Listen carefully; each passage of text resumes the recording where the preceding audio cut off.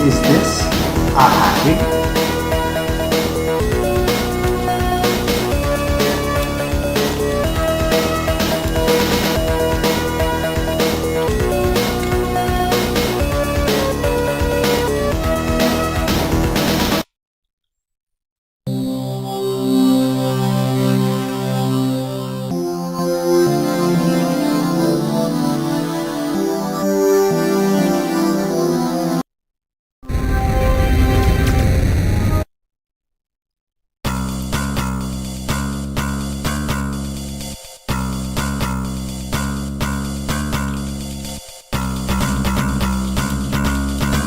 We're in.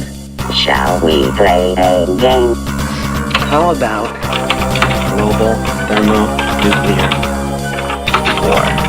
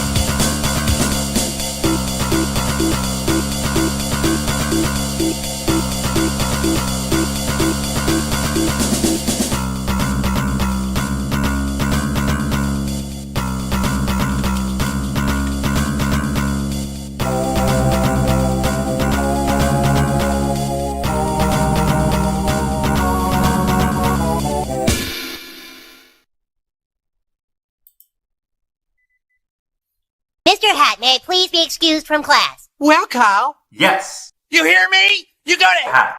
you go to Hack. you Have a great day. All right, everybody. Welcome. This is HackerFrogs After School, and I am the Shy Hat. Let's get started. All right, so today we're going to be covering 3 topics as per usual. And welcome to early chatters, Cybernerd Dante and Nino.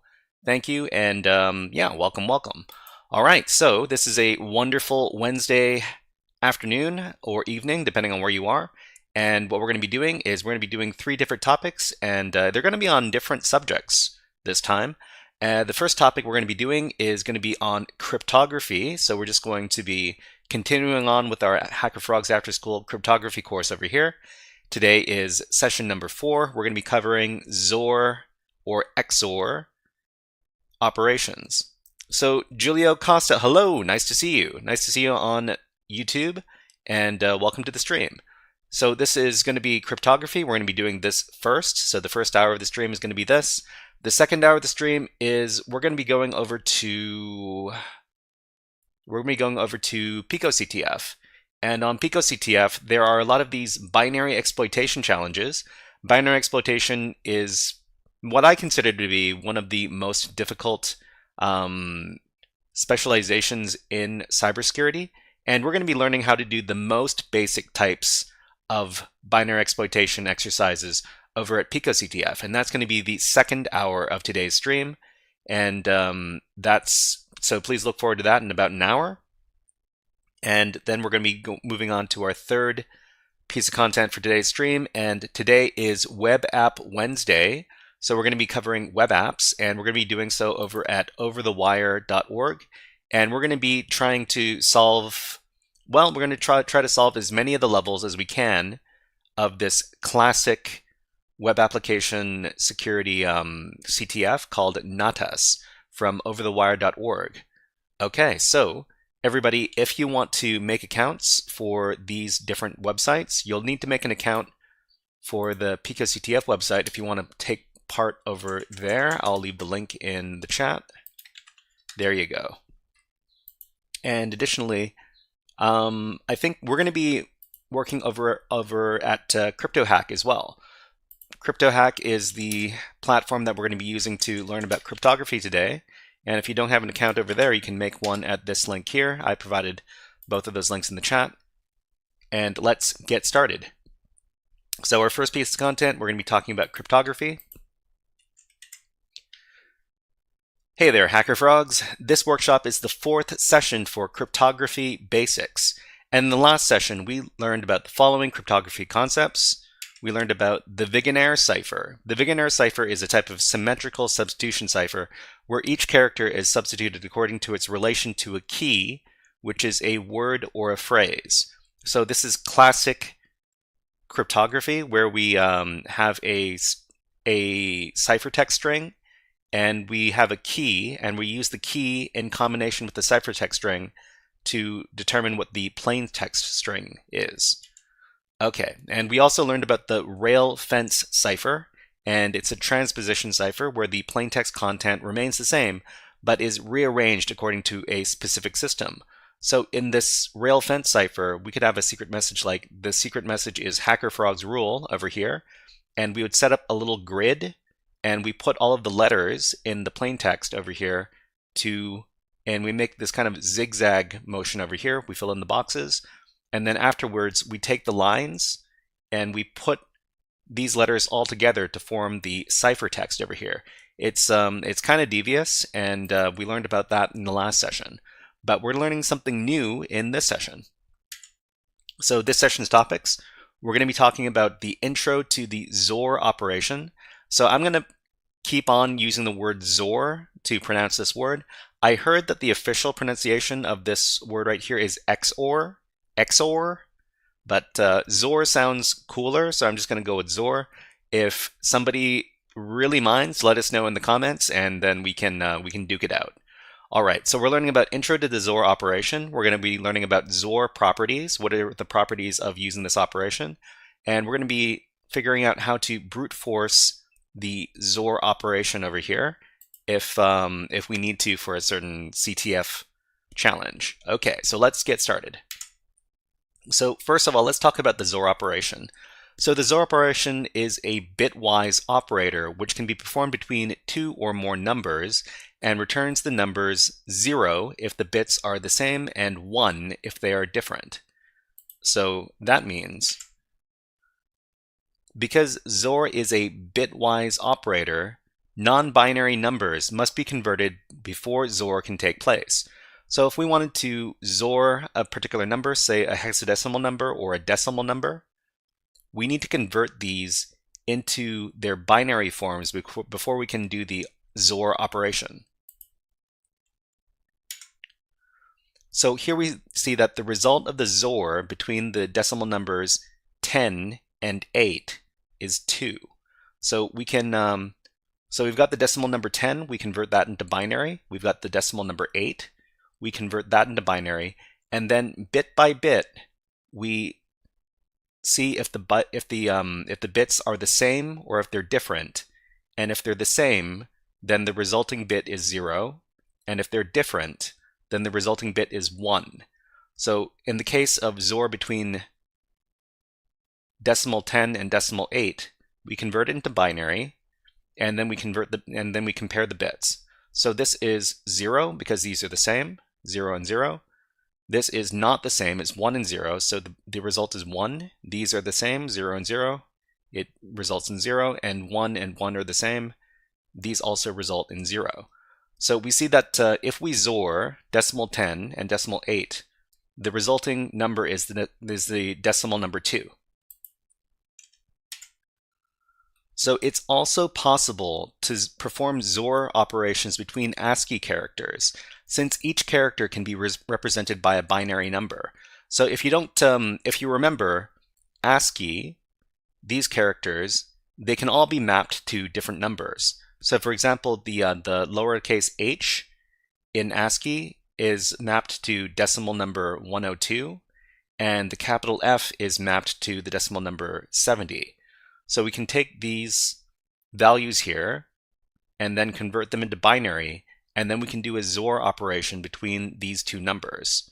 So if we do the XOR operation between decimal 102 and 70, we see that the resulting bits become decimal 46. And decimal 46, when converted to ASCII, is the period over here. So we can perform XOR operations between ASCII characters. All right, so let's learn a little bit more about the XOR operation by doing the CryptoHack challenge, XOR Starter. Okay, so let me get the link for that. So XOR Starter, XOR Properties, XOR Starter. Okay, so everybody, let's navigate over to this page and take a look at what the challenge is. So everybody, if you can, let's make this a little bigger. Maybe that's pretty big. Okay. So here we've got a short description of what XOR is. XOR is a bitwise operator which returns 0 if the bits are the same and 1 otherwise. In textbooks, the XOR operator is denoted by the circle with the cross. But in most challenges and in programming language, you will see the caret used instead. Okay, so we've got over here, we've got these bits. We've got if the bits of A and B are both 0, the output is 0. If A is 0 and B is 1, the output is 1. If A is 1 and B is 0, the output is also 1. And if the bits are both 1, then the output is 0. So this is basically all you need to know about performing the XOR operation. And for longer binary numbers, we XOR them bit by bit. So for example, if we XOR these binary numbers over here, we get this binary number, since 0 and 0 is 0, and so on and so on. So we can XOR integers by first converting the integer from decimal to binary, and we can XOR strings by first converting each character to the integer representing the Unicode character. So given the string label, XOR each character with the integer 13. Convert these integers back to a string and submit the flag as crypto, and then inside the flag wrapper, the new string. Okay, so it says here that the Python Pwn tools library has a convenient XOR function that can XOR together different data of different types and lengths. But first, you may want to implement your own function to solve this. Okay, so let's talk about a few different ways we can solve this challenge. So the first one is through using a web app. So what we would do is you would take your string over here, label, and we would search for some sort of web app to do the XOR operation. So we can search for XOR calculator, and we've got this one over here. So XOR.pw. Okay, so we would input something, and we can actually choose the base for the input and the other input, and then calculate the XOR. So for example, we've got a text-based character for the first one. So that would be ASCII base 256 in this case. And we want to put in decimal for the second number, which is base 10. So we know that all of these characters are going to be XORed by the number 13. So we can start with the first character, and the character is L, and then we can go ahead and output this as ASCII as well. So L XORed with the number 13 is ASCII A. So we take note of this. So the first one is ASCII A, and then the second character is ASCII A XORed by 13, and that results in the number L. So if the next one in the word is B, label. So B XOR 13 is O, and then E, which is H, and then L, which is A. So if you put this all together, you can see that the XOR result is the word aloha. Okay, and that's the answer. So what you would do is you would take this, and you would go over to the CryptoHack website. It says you have to be logged in to submit the flag. Well, okay, let's try logging in. Okay, so I think I can log in like this. And the problem is that I've already solved this challenge, so I can't resubmit my flag. It's a bit inconvenient. But for everybody else, you can submit your flag, and let me just... So what you would do is you would put in the flag wrapper, which is crypto, and then in the curly braces, you would put in the word, which is aloha. So it would look kind of like this. I've just pasted in the chat. Okay, so that's the first way we would solve this particular challenge. We used an automated web app to do it, but there are different ways we could do this as well. So let's go over the Python programming method of solving the challenge. So if you wanted to solve this challenge with a Python script, this is what you would do. So you would, if you had Kali Linux or something like that, you probably want to create a Python virtual environment to create your code, and this is how you do it. So I've got my my script over here, and let's just look over what the script actually does. So it says we might want to create a Python virtual environment to install the Python Pwn package. So this is not a standard package, but we're going to be using it for the XOR function. So we would do python-m venv, and then the name of your environment, and then you would move into that directory, and then you would create a source for the virtual environment, and then you would start installing your modules. So let's go ahead and do that. So we run python-m virtual environment my-env, and that's going to start up a virtual environment. Well, that's going to configure one anyways. And then we're going to enter that directory we just created. And then we're going to activate it with this command right here. Source, and then bin activate. So the bin directory is inside of the directory that we created, the myenv directory. After that, we see that we are inside of our Python virtual environment. You're going to see this prompt right here. And then we can install our Python modules. So we're just going to install the pwn module here. And the reason we use a virtual environment for Python is because, well, sometimes installing modules on your own host is a bit complicated. Python is kind of funny like that. But anyways, now we have a virtual environment where we've installed the pwn library, and we can start using it in our code. So I'm just going to create a file called xor_starter.py.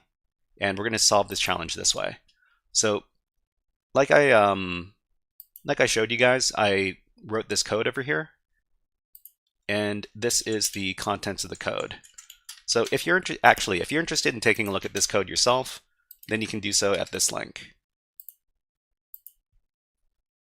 Oh. Okay. So why can't I? Okay, so I'm just going to copy this this code, and then I'm going to paste it into my text editor here. So what's going on in this code? So the first thing we do in the code is we import the XOR function from the pwn module over here. So that's the first line, and then we define some bytes. So the XOR function wants bytes as an input. So we create a bytes object over here, a bytes variable, and these are the bytes for the string label. And then we define the key integer, which is the value that everything's going to be XORed by. And then the last thing we do is we run a function. So the function is called XOR, and we're going to save this into a XOR results variable here. So it's the XOR function with the encrypted bytes and the key integer. And we're going to make sure that whatever the output is, we're going to decode it into ASCII characters with this last part right here, .decode. So the last thing that we do in the script is we print within fstring the encrypted bytes, and then XOR, the key integer, equals the XOR result. So this is kind of like a mathematical equation over here. Okay, so let's go ahead and save this file and then run the script. So when we run the Python file, we see here that the bytes of label XOR, the number 13, equals aloha. So this is the ASCII equivalent of the XOR operation. Okay. So if there's anything you don't quite understand about what we're doing with the script or with the XOR operation here, please let us know in the chat or the comments, and I'll try to answer those questions as best I can. I am not an expert in this kind of stuff, but I am trying to learn to be able to spread the information. Rupert VB says, hello. Hello, Rupert VB. Nice to see you here. And let's give you a fun Hack the Planet, because that is what we do. Hack the planet! Hack the planet! Shut up and get in. Okay, so I'll ask Rupert VB, when you see these three letters over here, XOR, do you pronounce it XOR or do you pronounce it XOR? Let us know. Let us know in the chat. When do you pass the label? Pass the label. I'm not sure. So this is the label. So the label is going to be XOR operated with the number 13, and after the XOR operation is done, the resulting bits can be coded into the words aloha in ASCII. XOR. Okay. So I guess both XOR and XOR they both sound pretty cool. But I do understand that XOR is the official pronunciation for this. But I like saying XOR because XOR is one syllable and XOR is two. But I wonder if anybody's really bothered by people pronouncing things in different ways like this. Anyways, let's go over to the next challenge. All right, so we just covered how the XOR operator operates, okay? And the next thing we're going to do is we're going to talk about some different XOR or XOR properties. So there are several rules that apply to XOR operations as illustrated above. So Rupert says it's akin to the old GIF versus GIF pronunciation. GIF or GIF. Yeah, MC25. That's right. I heard that the creator of the file format pronounces it GIF, but I think most people pronounce it GIF, or is it the other way around? I'm not sure. But what is it about these properties that is so important? So when we do XOR operations, we have to understand the following 4 properties in order to understand what is going on with these things. Okay, so the first thing is XOR is commutative. Commutative is commutative. So the order in which you XOR numbers does not affect the result. So if you do A XOR B, it's the same as B XOR A. So you're going to get the same result if you switch the order around. So that is the XOR is commutative property. The next property is XOR is, let's see, Rupert says Zexclusive XOR. Zexclusive OR? Okay. But I see your point. Shabala says Natas. Yes, we're doing Natas later in the day. I think in a couple hours we'll be covering Natas. And we're going to see how many levels of Natas we can do in a single day. But the next rule that we have to follow when we're doing XOR is it's associative. The associative nature of XOR operations means that if we have the XOR result of 2 numbers and we know one of the 2 numbers, we can discover the other number through another XOR. So if we've got A XOR B, so this is A and B, that results in C. And if we've got C and we've got either A or B, in this case we've got A, we can retrieve B by XORing these numbers together. So if you know two of the numbers that were used to XOR, then you can determine the third number through process of elimination. Okay. So the next one is XOR is identitive. Identitive means that if you XOR any number by the number 0, you get the original number. So if A is this number right here, and we apply the XOR operation, you get the same number because, yeah, you get the same number. Anyways, the last property is XOR is self-inversive. Self-inversive means that if you XOR a number by the same number, the result is always 0. Okay, so those are the 4 rules of XOR or XOR. And the last thing you have to understand is that if you've got A XOR B equals C, this is a form of cryptography. So if you can keep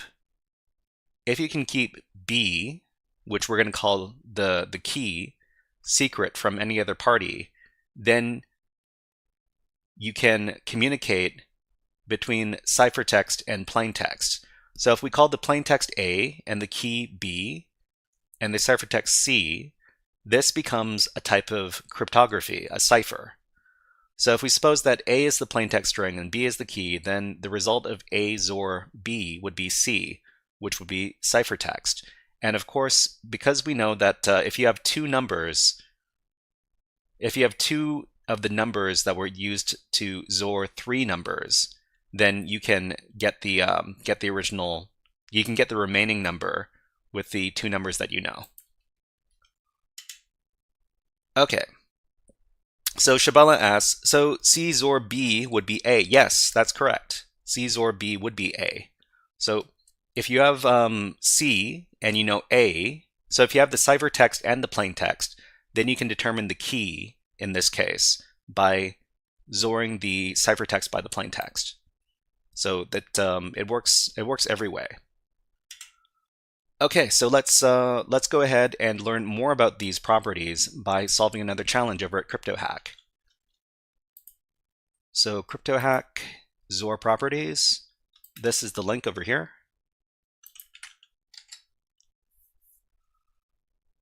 And let's see what the challenge is telling us here. So Rupert says, quick tangential questions. Do you have a favorite bird or bird species? Yeah, I have a favorite bird. It's the bird that I show all the time. It's called the Stellar's jay. And this is the guy. So we've got these guys in my area, and they're very, very fun birds. Yeah. So let's so thank you very much for that. I like sharing thoughts about birds. Rupert VB, are they migratory? Yeah, they are migratory. They migrate south and they migrate east. Let me take a look at the range. Stellar's jay range.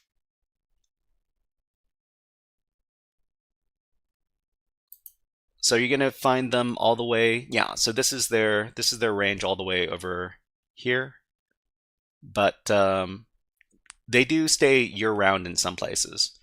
Anyways, let's talk about XOR properties.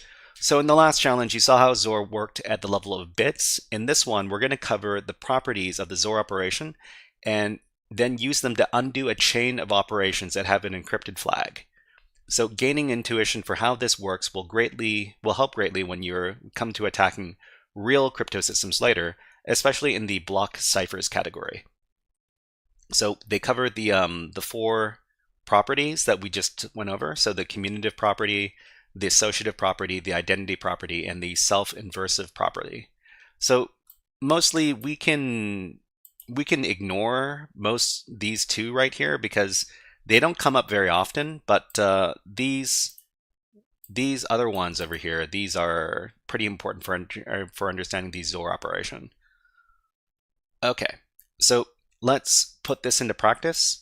Below is a series of outputs where 3 random keys have been XORed together and with the flag. So use the above properties to undo the encryption in the final line to obtain the flag. So what do we have here?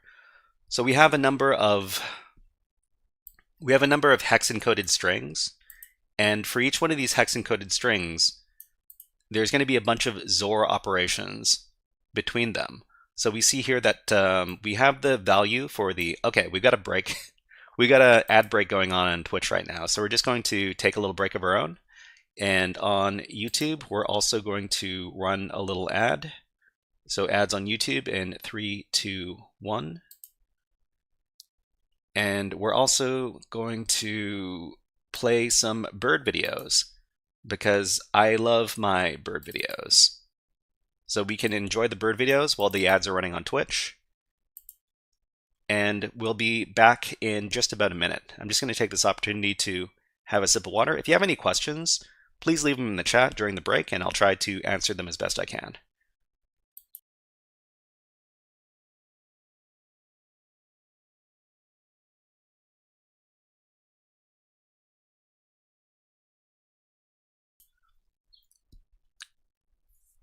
Cyber Dante says, it's Burby time. That's correct. So, what do we have? Oh, we have some bird redeems as well. How about the bully bird? There you go.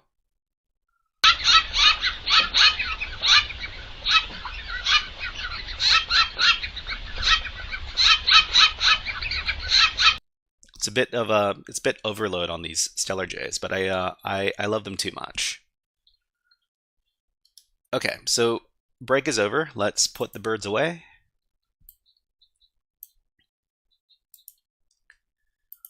So what do we have in this challenge here? So we have a key, and this is a hex-encoded ASCII string right here.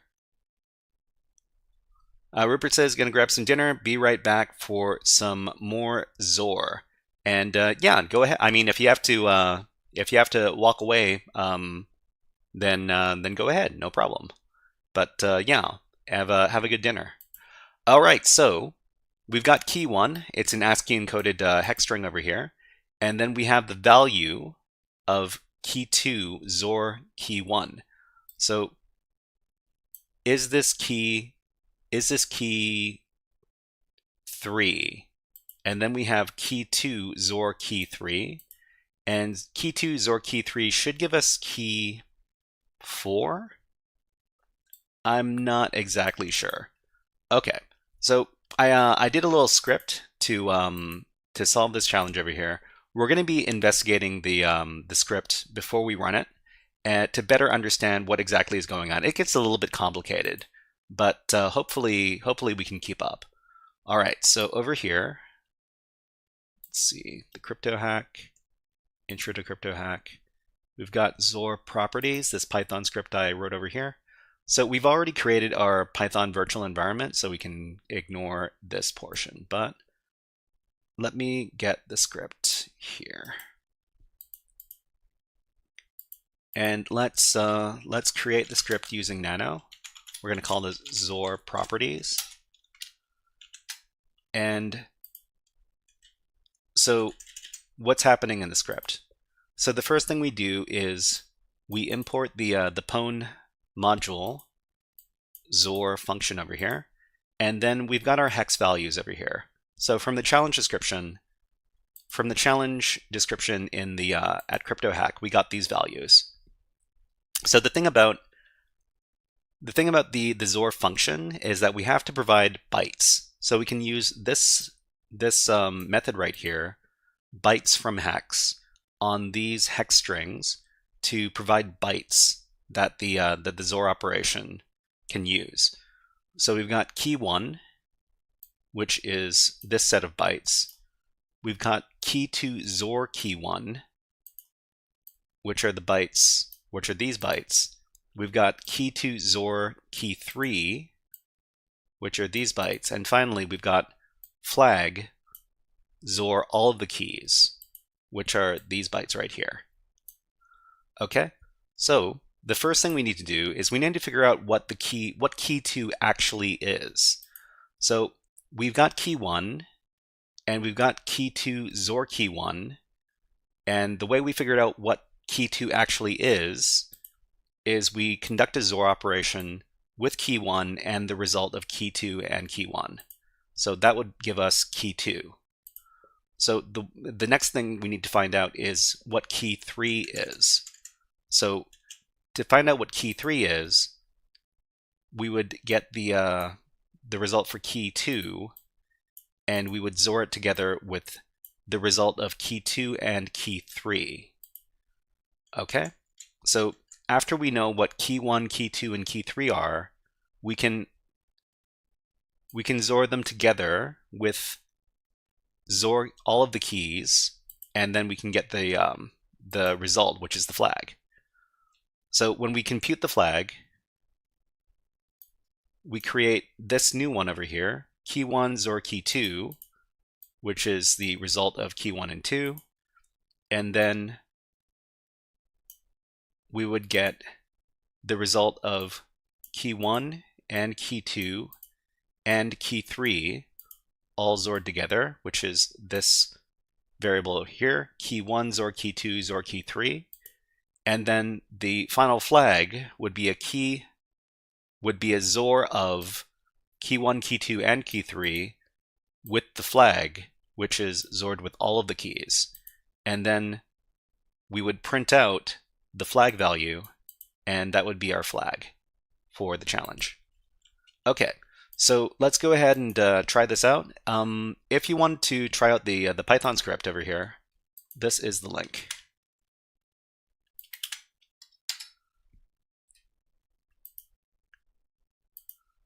Okay, let's save out the script, and then let's run the script. Here you go. XOR, XOR, XOR. That's what we're doing. Yep. So this is the flag. The flag is crypto. XOR is associative.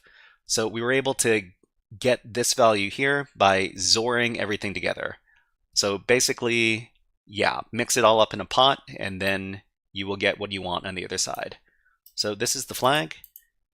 If you haven't solved the challenge yet, then you can submit the flag, but because I've already submitted this challenge, I cannot submit it anymore. But did you know that after you submit the flag, you can view other people's solutions? So that's another feature of CryptoHack over here. This is the most popular one, the most popular script for solving the challenge. So from pwn import XOR, and then we've got key 1 equals bytes from hex, key 2 3 bytes are these, and flag bytes equal these, and then oh, I didn't know. You can XOR more than one thing at the same time. I thought you could only XOR 2 things at once. This is news. This is news to me. Okay, so I guess you didn't have to do all those calculations. You just needed to XOR everything together. Oh man, let me try this out. So let me modify my script. Okay, so all I needed to do was, I didn't need to calculate key 2 and key 3. Man, that was okay, let me try this out. So XOR key 1, key 1, key 2 XOR key 1, and what else?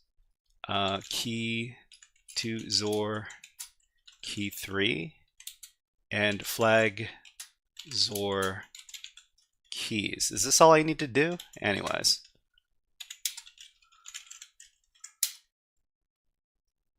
Oh, okay. I misspelled one of my variables. Okay, let's try that again.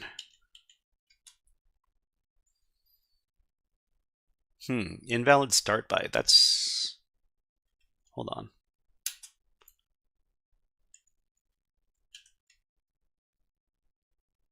I mean, these should all be.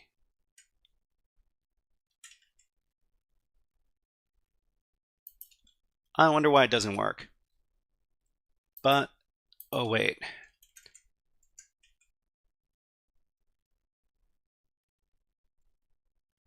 Yeah, I'm not exactly sure. You decoded from hex above. Oh, okay. Decode from hex. Anyways, let's move on to the next challenge. But it is very interesting to take a look at other people's solutions, because other people might be better coders than you, and yeah, in that case, it's probably, you're probably going to learn something. Okay, so the last challenge that we're going to be looking at is, we're going to be doing another challenge called the favorite byte.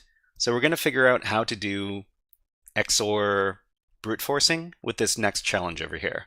So let's go ahead and take a look at the challenge.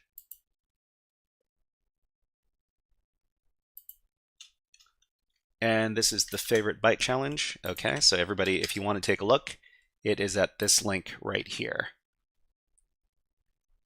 So it says, for the next few challenges, you're going to learn what you just learned to solve some more XOR puzzles. I've hidden some data using XOR with a single byte, but that byte is a secret. Don't forget to decode from hex first. Okay, and what we have here is a very long hex string. So we need to do the from bytes, or 2 bytes with this hex string, and then we need to XOR with every single combination of a single byte. So a single byte in this case is the values from 0 to 256. So these are different ASCII bytes. But let's take a look at how we might solve this challenge. So I've got my my script over here. Actually, so yeah, we've got the script over here, and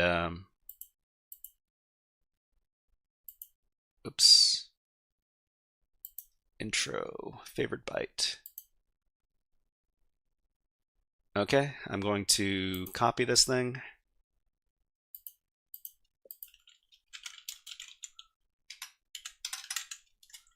And let's take a look at these favorite bytes. So what's going on? So I can get rid of this. So the first thing we do is we import the XOR function, and then we've got our hexadecimal string. So our hexadecimal string is this, and then we need to translate it into bytes. So we translate the hex string into bytes with this method over here from hex. And then we have a handy-dandy little loop for brute forcing the single byte XOR operation. So for key in range 256. So remember, there are 256 possible combinations for ASCII characters, but not all of them are printable, of course.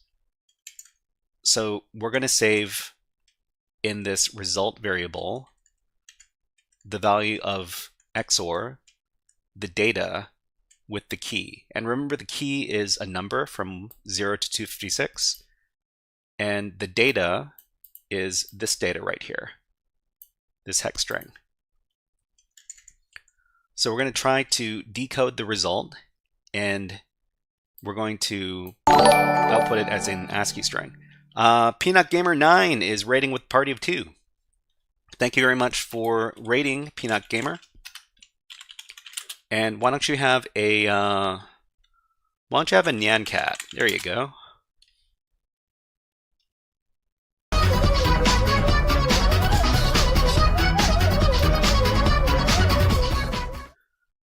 Welcome, Raiders. This is the Shy Hat. Well, that's me. I am the Shy Hat, rather. And right now we're taking a look at some cryptography stuff. So we're taking a look at the XOR operation and how we can use it to solve some puzzles, and how we can use it in cryptography and ciphers. So we're currently doing a challenge where the challenge is to brute force the value of XOR of a specific string with a single byte. If you want to take a look at the challenge page itself, then this is the link right here. Okay, so we're just writing up a little script to do the brute force operation on the string. Let's take a look. So we've got the string over here, and we imported the XOR function from the Pwn library, and we've converted the hex string into some bytes with this operation here, and we're going to try to do this. So the decoded variable is equal to the result when it's decoded, and then it's going to check if all the contents of this this decoded result are printable characters. So remember, in ASCII, the first 32 characters in ASCII are control characters. These are not printable characters. So we need to make sure that all the characters in the decoded result are printable characters. So the first 32 characters are not printable. Anything that's after ASCII value number 126 is also not printable.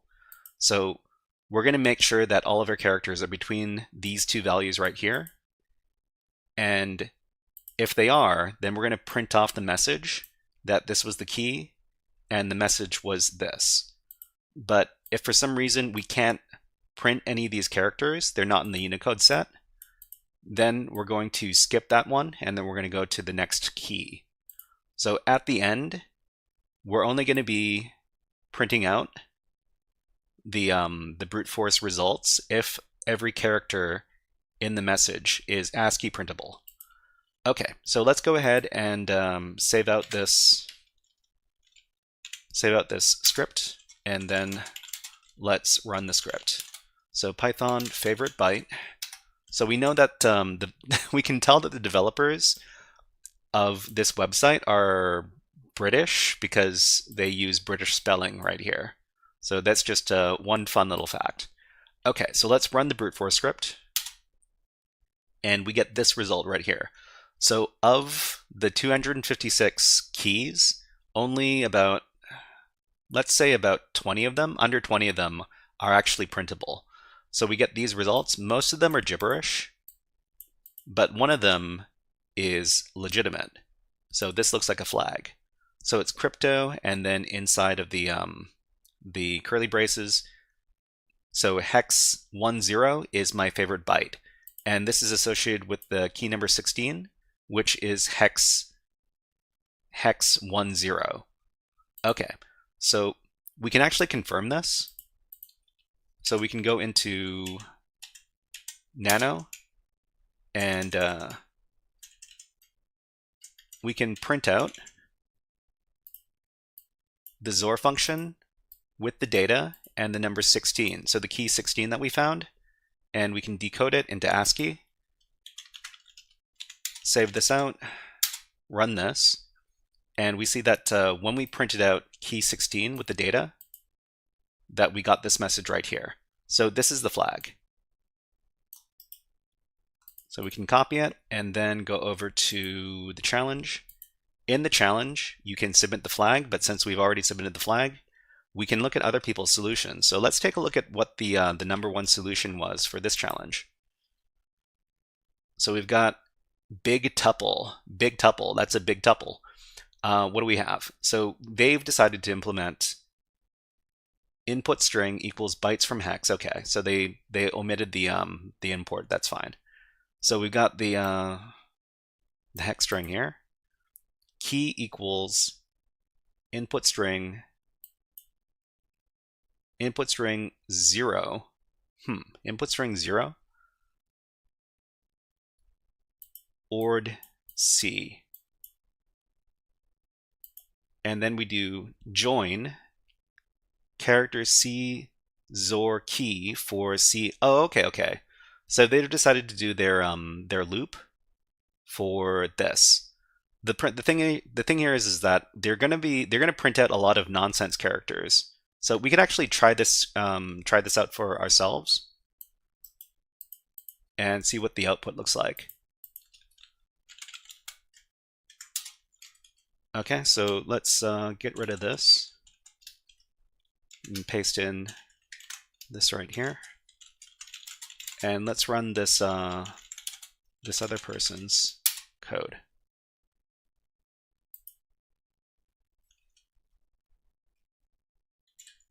Wait, what happened there?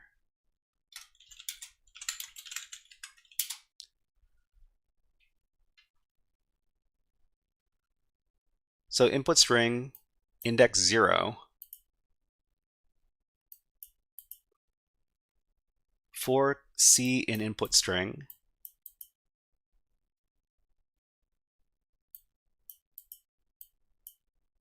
Oh, right. Okay. C is the lowercase c is the value 10. Hold on, let me take a look. So if we go over to some sort of calculator, ASCII to decimal, and then we put in the letter C. This is decimal 99. So I'm not. Hold on. I feel kind of dumb. Let's have the AI answer what is exactly happening in this.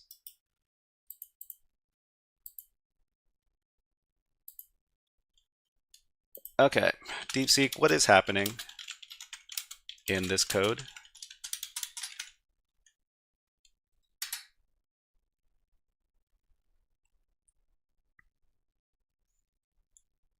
So they're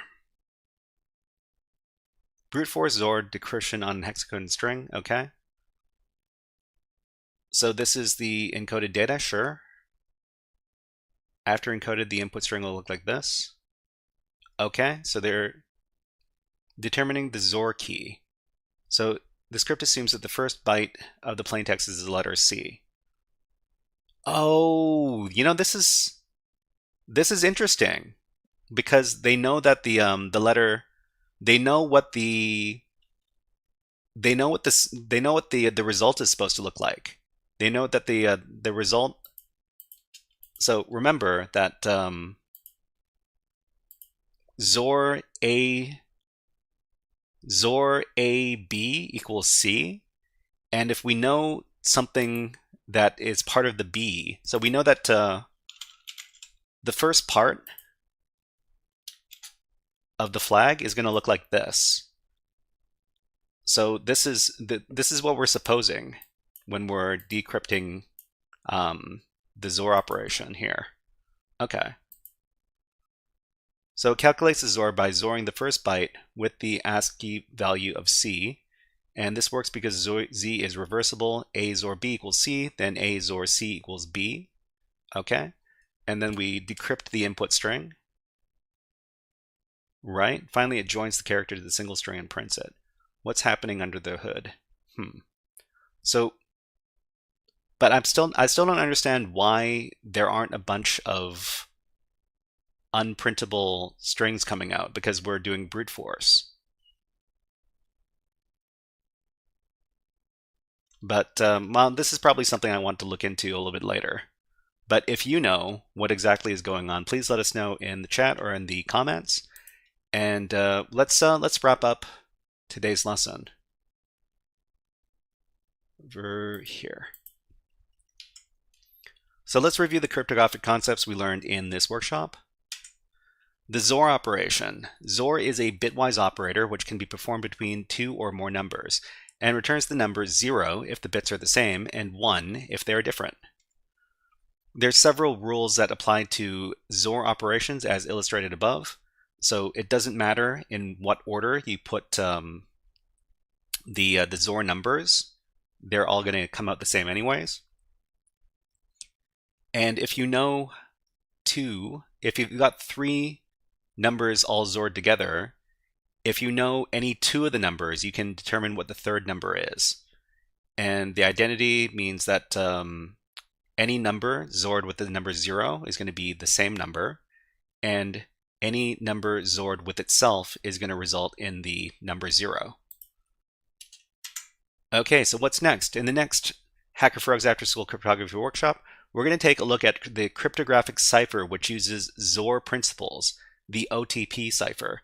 So if you've heard of a few different cryptography topics, you might have heard of the OTP or one-time pad cipher, and this is supposed to be it's supposed to be an unbreakable cipher if you follow the rules. And we're going to talk about the OTP cipher and how we can potentially crack it. And spoiler alert, it follows basically the same principles as the XOR operation. So if you know 2 of the values, you can get the third value. So if you know the key and the ciphertext, you can get the plain text. And if you know the plain text and the key, then you can get the ciphertext, etc., etc. All right, so until next time, HackerFrogs, and that's going to be next time. And the next time is going to be on Friday, because we do Monday, Wednesday, Friday on this stream, and but we're not ending today's stream. We're just going to be moving on to the next topic for today's stream. All right, so everybody, what are we learning next? Let's talk about it. So the next topic we're going to be covering is binary exploitation. So if anybody here knows about binary exploitation, they noted that it's basically taking advantage of security flaws in binary files, which are program files, basically. So what we're going to be doing is we're going to be using the PicoCTF platform, and we're going to be working through a number of very easy beginner binary exploitation challenges, and we're going to be doing it through PicoCTF over here. So let me get my notes and let's take a look at which challenges we're going to be covering today. Okay, so we're going to be covering actually, let's do a little, maybe we'll start with the heap 0 challenge. Okay, so everybody, this is the link for the challenge, and let me plug in the link myself. I hope PicoCTF is cooperative today, because PicoCTF has been a bit unresponsive for me for the last little while, and So this is the challenge over here. So everybody can participate in the challenge. We can use the PicoCTF web shell to take advantage of the virtual machine, the Linux virtual machine that they let everybody use. So let me just go to another tab, and we're going to open up the web shell. So on the PicoCTF page, on the right-hand side, you're going to see this button over here labeled Web Shell. So you can go ahead and click on that, and that's going to open up your PicoCTF web shell session. You're going to see this welcome message over here, and what we want to do is we want to put this web shell in its own browser tab, because otherwise it's a bit too small. So we can go ahead and click on this button right here. So the PicoCTF web shell, there's a help button, and then beside the help button, there's this button here labeled Pop-out Web Shell Terminal. Click on that, and you're going to see, well, hopefully, you see the Web Shell Terminal pop up over here. Sometimes it's not responsive, and you have to try it a few times. So let me do this again. I'm going to pop out the Web Shell Terminal, and is it going? It doesn't look like it's going. Okay, let me do that again. Okay, this time it works. Awesome. So as soon as you get into your web shell here, you want to clear, and let me get rid of the files already in here. So if you don't interact with your PicoCTF web shell, it will log you out. One way to prevent that from happening is to just start up the Nano program. So while you're in Nano, it's going to take a lot longer for you to be timed out. So while this is happening, let's go over to our challenge. So the challenge is over here. I'll leave the link one more time. This is the heap 0 challenge. So it's an easy challenge in the binary exploitation category from the PicoCTF 2024 event. It is browser web shell solvable. Okay, that's good. And Sinbleed says, I have a huge kernel conference coming up. My framework is too complex, super tense to put in all the presentation. Any tips for 1 hour? I have 14 days.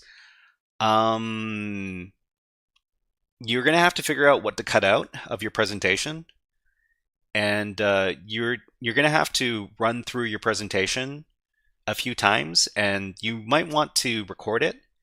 After that, you're gonna go through the recording, and you're gonna figure out which portions of your presentation are taking up the most time. And you're gonna have to figure out if those portions of the presentation need to be in there. If they don't, then you can cut them out. Editing is it can be very difficult. You should probably have somebody that you trust and who knows the subject matter to go through the footage with you to figure out which parts of the presentation you can cut out. Sinbleed. I hope that helps. Okay, so what is the description for the challenge? So here it says R overflow is just a stack concern. So it says you can download the binary here, and you can download the source over here. So these are easy challenges, and we'll try to identify what's wrong with the code that makes them vulnerable while we're working through them. So there's a binary link and there's a source link. We're going to download them both to our web shell. So just copy the links one at a time, and then use the wget command to download those files. So we download the shell file, and to get the source code file, you just need to do the same command again, but just tack on the .c over here, and that's going to download the source code file. So after that, you're going to see that we have the shell file over here, which is the binary that we need to investigate. And then we have got the source code in here as well, the shell.c file. So if we use the file commands, we're going to see that shell is in ELF 64-bit executable. So this is a binary that we can run inside of Linux. And The shell.c is C source code, and it's ASCII text.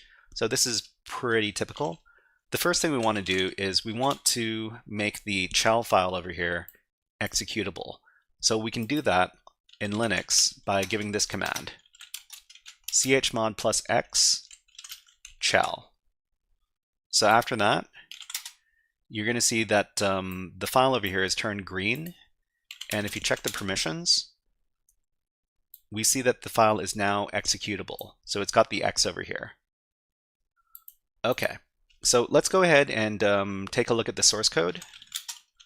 So what we're going to do is we're just going to read the source code inside the nano text editor. So nano shell.c. Okay, so this is a C source code file.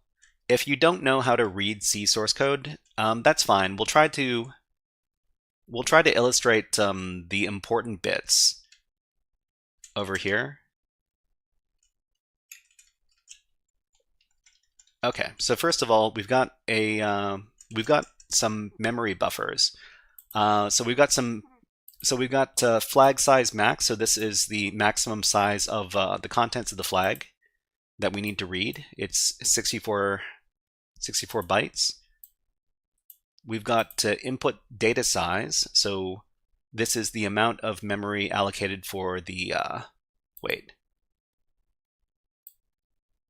input data, right? So this is for the input data. So the amount of memory allocated for the input data is 5, and the amount of memory allocated for the safe variable is also 5 bytes over here. Okay, so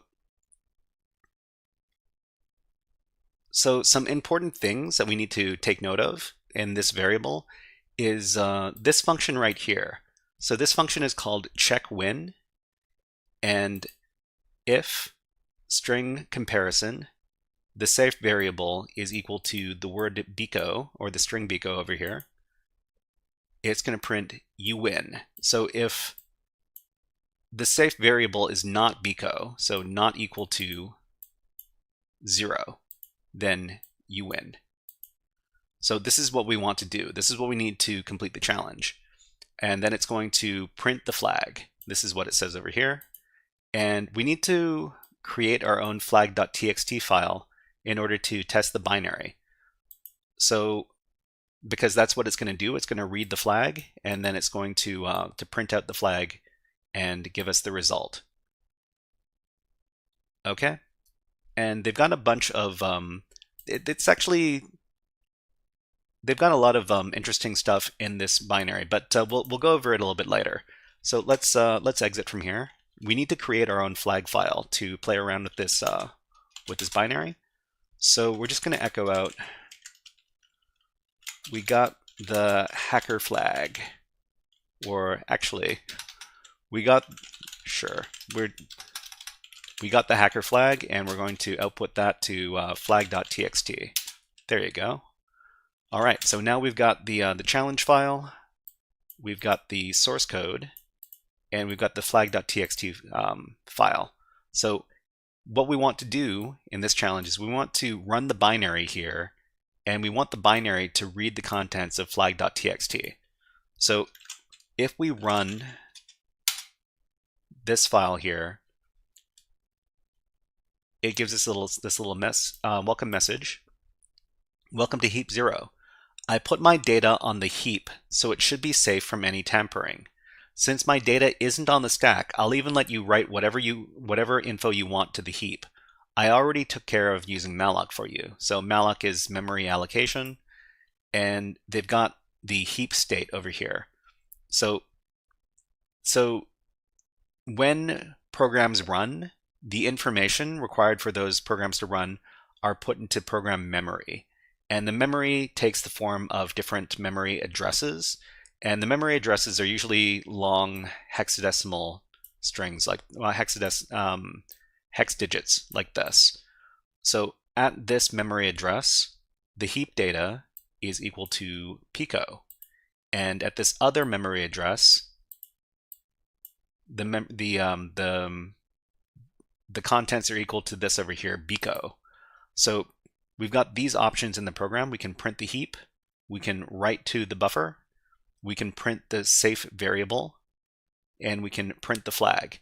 So what we saw in the program source code there is that when we do when we run the check win function, if the safe variable is not equal to Pico, then it'll print the flag. So what we want to do is we want to overwrite this memory location right here, this address. So the thing is, how far is it between the heap data, which is what we can write, and the safe variable, which is what we want to overwrite.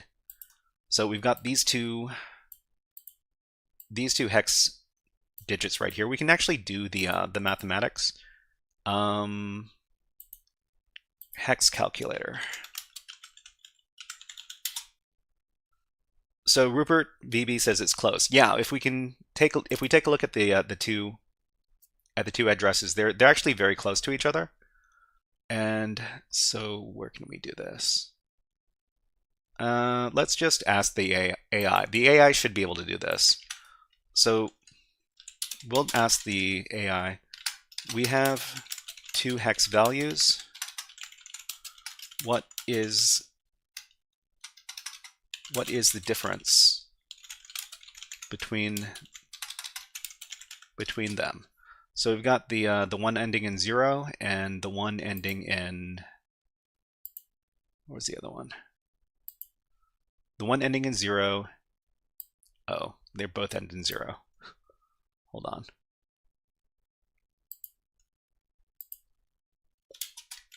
Okay.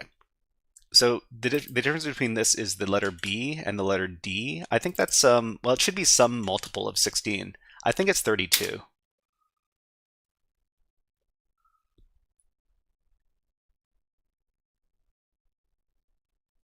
This should be 32 bytes. I'm pretty sure, because each time this digit rolls around,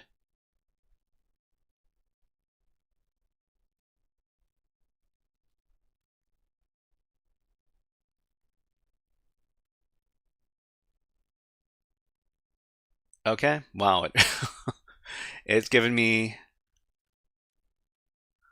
so it says 128. Is it really 128? I thought it was smaller than that. But here's the thing. What we need to do is we need to overwrite the buffer. It doesn't matter what we overwrite it with, but we need to figure out how many bytes we need to write to the buffer to overwrite it. So we can choose this option right over here, number 2, write to buffer, and I think it B0 and D0, that should be 32 bytes, right?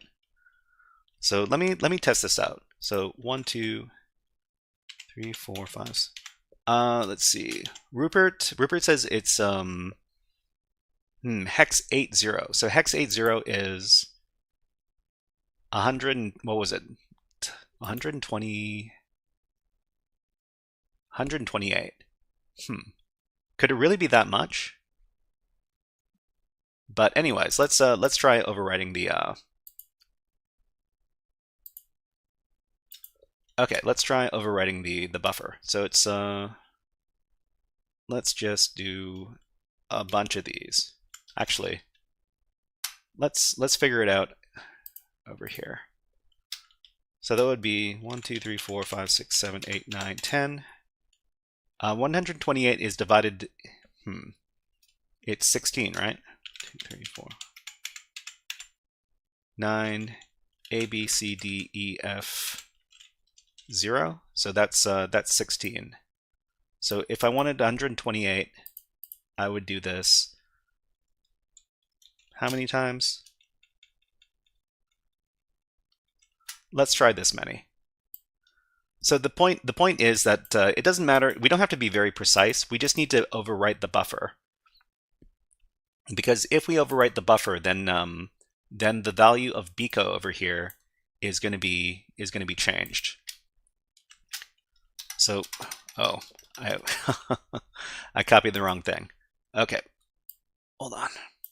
Copy this. Okay, so we put in all of this input right here into the buffer, and then let's take a look at what the heap looks like now. So we'll just take a look at the heap, and we see that we've overwritten the address with our buffer over here. So the important thing is that the safe variable is no longer the word Pico. So if we print the safe variable, it's also all the stuff we overwrote, and then we can print the flag. So the reason why it lets us print the flag is that the program will let us print the flag as long as the safe variable is not the Pico variable, the Pico string.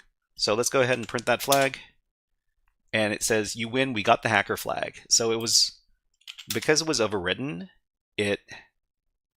But let's see if we can just do 128. Let's be a little bit more precise with that. So let's see. Give me a string that is 128 bytes long.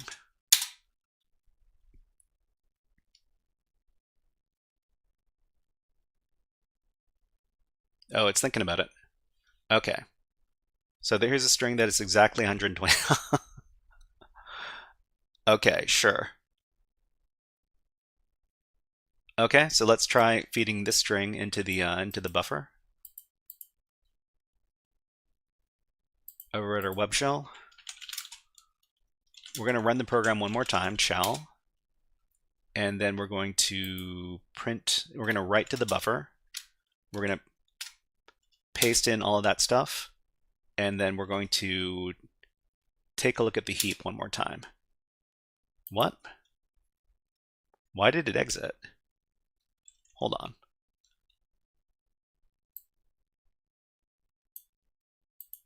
Okay, let's run the program one more time. Okay, write to the buffer, paste in all that stuff, and then print the heap. Oh, you know what? There might be, so I think there's something wrong with the input over here. I think it's because it's probably because there are spaces. It's either because of the spaces or some other character in the input over there. Actually, I think in the PicoCTF shell there's a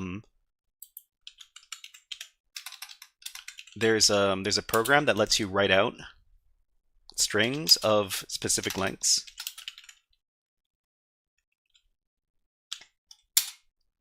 Yeah. So this is actually something that I use inside of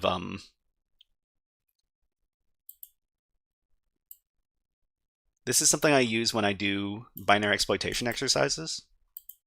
And let's try running that thing again. So we'll run the challenge. We're going to write to the buffer all these numbers here. Okay, and then we're going to print the heap. So the heap has been overwritten. I think it shouldn't be all that long. Let me try a shorter one. Let me try 32 bytes. So this is 32 bytes. Okay, let's run the thing and then write to the buffer. This is 32 bytes. Now we're going to print the heap. Yeah, we see that the heap has already been overwritten. Actually, I think let's get out of here. I suspect that the heap is actually not very long at all. Okay, so that's 10, and that's 16. So we're just going to write this, and then so we see here that we filled up the heap over here with our user input. Let's see if we can get over to Pico by going up to 20. Let's try 20. So write to the buffer. Whoops.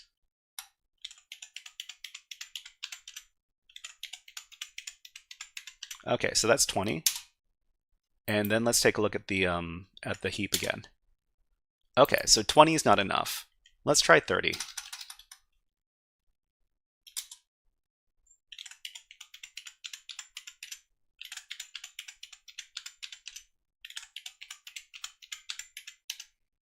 Actually, let's try 32. Let's try 33. Okay, so let's take a look one more time. Okay, so 33. So this is 32. The difference between this address and the safe variable is 32 bytes. Lorem is outside of hex values, right?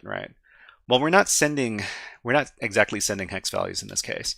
Let's move on to another exercise to understand a little bit better about doing buffer overflows. Okay, so let's get out of here, and actually let's solve the challenge. So to solve the challenge, we're just going to go over to the challenge page, which is over here, and we're going to launch the instance. So what we need to do is we need to overflow the buffer on the virtual machine that starts up over here. So they've actually got this program running on a server, and we need to communicate with it using netcat. So we can just copy the netcat command over here. We're then go back to our web shell and then communicate with it. So this is the same program as the program that we've been messing around with. So we're going to write to the buffer, and we know that if we send 33 bytes, then it's going to overflow into the safe variable over here. So let's go ahead and write to the buffer, and we're going to write 33 bytes.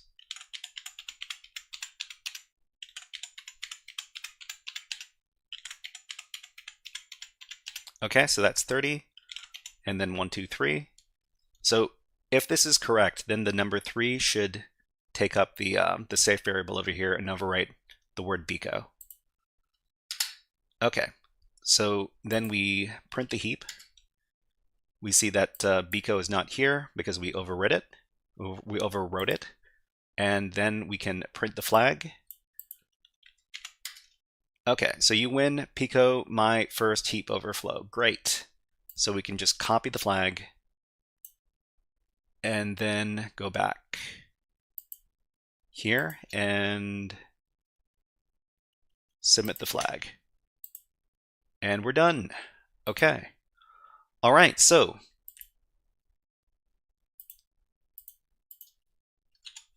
just get out of here.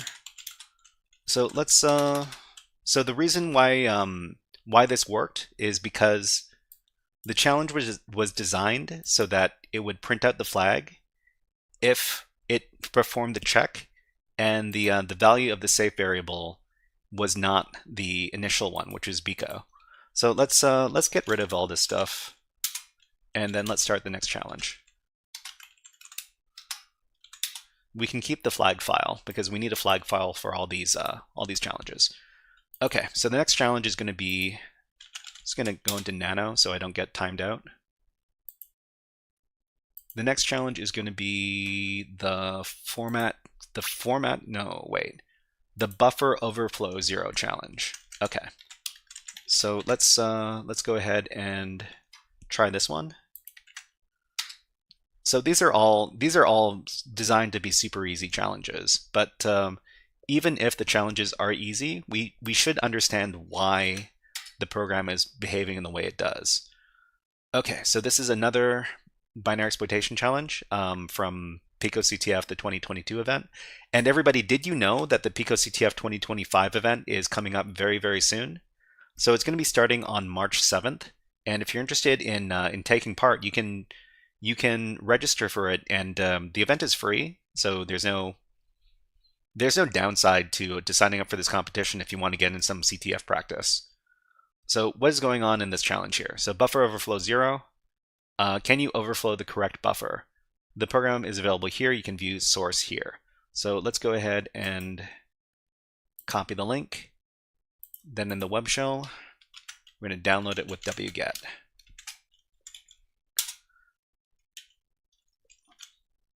So if you notice that the address for the actual binary is vuln, and the source code is just going to be vuln.c. So you don't need to go back to the link to copy that to download that file.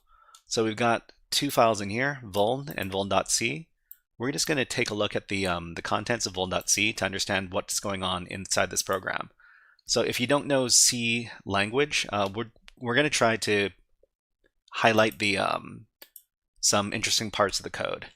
So let's go ahead and take a look. Okay, so this is the source code for the vulnerable binary we're going to be looking at. So we've got flag size 64. So the maximum size of the flag that we're going to be printing out should be 64 bytes. And flag is going to have a memory allocation of flag size max, which is 64. All right. And here, this is actually a very interesting thing because this is a function called sigseg v handler, and sigseg means if the program crashes. So segmentation faults are what Linux defines as memory crashes. So if the program tries to access an invalid instruction in its memory, then it'll crash, and it's called a segmentation fault.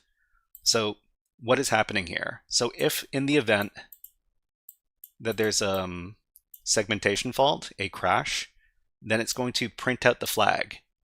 So this tells us that if we want to print out the flag in this case and win the challenge, we need to crash the program. So what else do we see here? So we've got a vulnerable function over here where we put in some input. So it's asking for user input, and it looks like it's allocating 16 bytes to our input. So we need to input more than 16 bytes in order to crash the program, because it's using it's using a vulnerable function inside of the C programming language. It's using the string copy function, which doesn't. So most of these binary exploitation challenges are going to use insecure functions in C. Just note that all of these insecure functions in C that are featured in these challenges have been replaced by secure versions that actually check for the size of the buffer that you're trying to write into. Okay. So what's happening here in the main function? So it's going to open up flag.txt. Oh, okay. This is checking if we actually have a flag.txt file. So if we don't have a flag.txt file, it's going to print out this message. So create your flag.txt file in this directory. Okay. So we know what we need to do to get the flag. We need to crash the program, and we're going to be crashing the program by doing a buffer overflow. So we know that we get to put in input that should be a maximum of 16 characters. But if we put in more than 16 characters, there's a chance that well, for each extra character we put in, there's an increasing chance that the program's going to crash. So let's go ahead and try this. Okay, so we need to make this vulnerable program executable, and then we need to run the vulnerable program. So it asks us for input. We know that the input buffer is a maximum of 16 bytes. So we need to put in more than 16 bytes. So that's 10. That's 16. So in theory, if we put in 17 bytes, it should crash. The thing is, it doesn't crash because we haven't exactly filled up enough of the buffer to overflow. So usually the memory is allocated into bytes of either 4 or 4 or 8 bytes. So if we overflow it by 8 bytes, it should be enough to cause the crash. So let's go ahead and do that. So we're going to do 10, 16, and we're going to provide another 8 bytes and that should be enough to crash the program. Okay, so it says here we got the hacker flag. That's because it did crash because we gave it 8 extra bytes here. So maybe it's not 8, maybe it's less than 8. We can do a little bit of experimentation here. So let's try 4 extra bytes. Whoops. Okay, so 4 extra bytes was enough, but I think 3 extra bytes should not be enough. Let's try 3 extra bytes. Whoops. Yeah. So if we send 3 extra bytes, that's not enough to crash the program. But if we send 4, that is enough. So we need to send exactly 4 extra bytes on top of the 16 bytes that was allocated for the buffer. So that's a total of 24 bytes. Wait, no, that's a total of 20 bytes. Okay, so let's try and solve the challenge now. So we need to start the instance. That's going to start the virtual machine that is associated with the challenge. Okay, we get the virtual machine starts up, and then we get this netcat command that we can use to interact with the machine. Let's copy it. Then in the web shell, run that command. It asks for input.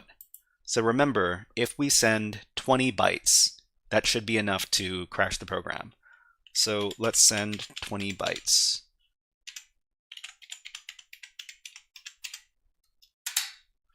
Okay, so this is the flag here. Overflows aren't that bad. Copy the flag and submit the flag over here. Okay, we solved the challenge. Yay! All right, so let's. Oh, we got time for more. Okay, let's try another challenge over here. And this is going to be the format string challenge. Okay, so we have a break coming up on Twitch, and during the break we're not going to proceed, but we're going to watch some bird videos. I'm going to take this opportunity to do a little bit of cleanup.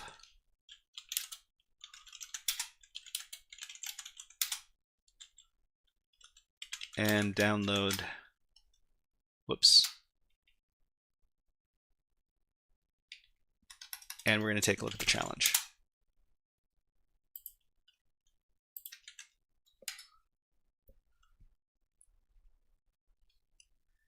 It looks like the PicoCTF website is acting a bit, it's not very responsive today.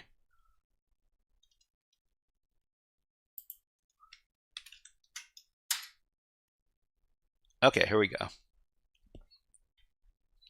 So this is the format string 0 challenge. We've got a break, an ad break on Twitch right now. So everybody on YouTube, we will also do an ad break. Ad break on YouTube in 3, 2, 1. And let's watch the birds.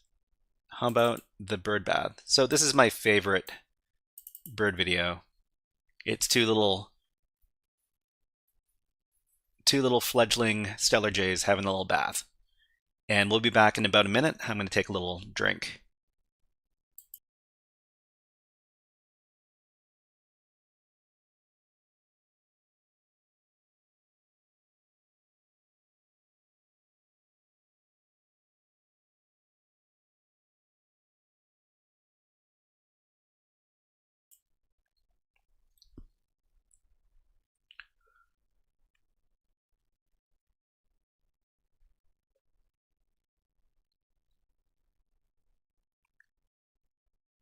All right, back in about 20 seconds. Just a second.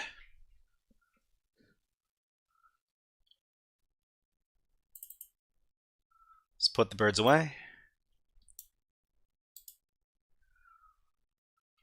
All right, so everybody, this is the format string 0 challenge. So all of these, Kayla Ward, hello, nice to see you on YouTube. Glad I could join tonight. This has been incredible.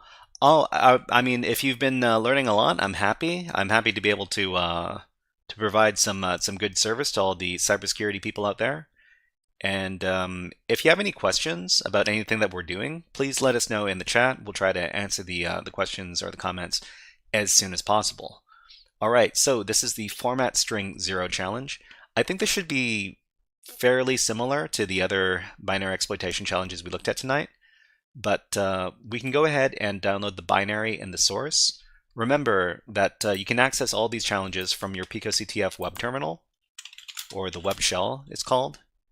And you can access the web shell by clicking on this button over here in your PicoCTF. So I'll get the link for the binary from the challenge over here, and then we're going to download it with the wget command.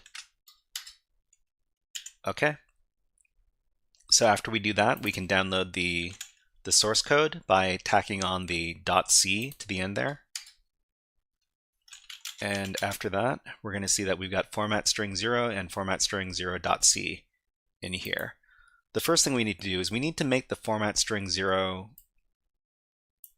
binary file executable. So we're just going to do chmod plus x format string 0, and we can tell that the file is executable because it's green in this particular terminal.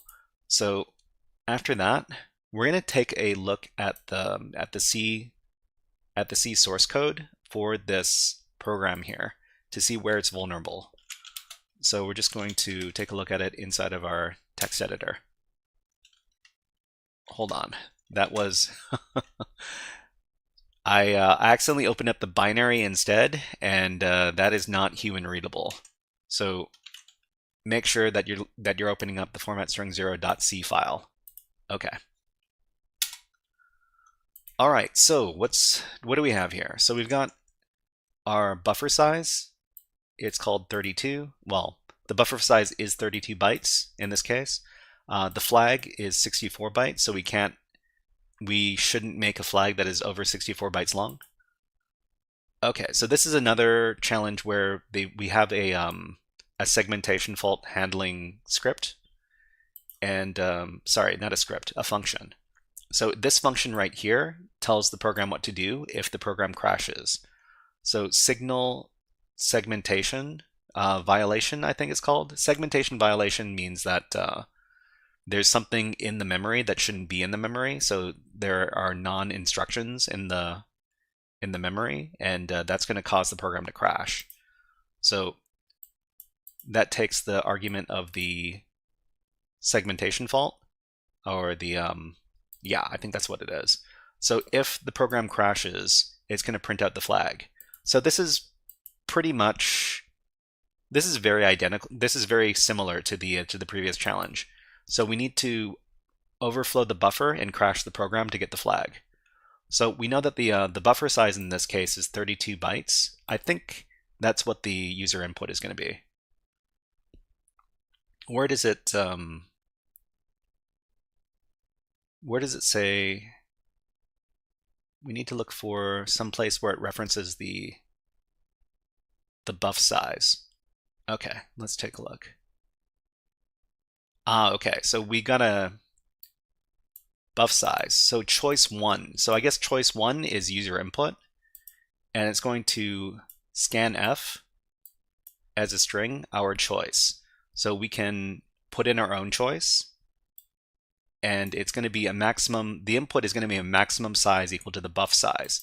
So if we add, if we give input that is larger than the buff size, then we could crash the program and get the flag. So that should be 32 bytes. So we probably have to go beyond 32 bytes for maybe 4 extra bytes or 8 extra bytes in order to crash the program. We're going to find out. So let's get out of here, and let's run the format string 0 binary. It says, welcome to our newly opened burger place, Pico and Patty. Can you help the picky customers find their favorite burger? Here comes the first customer, Patrick, who wants a giant bite. And it says, please choose from the following burgers: breakfast burger, grilled cheese, deluxe bacon, or bacon deluxe.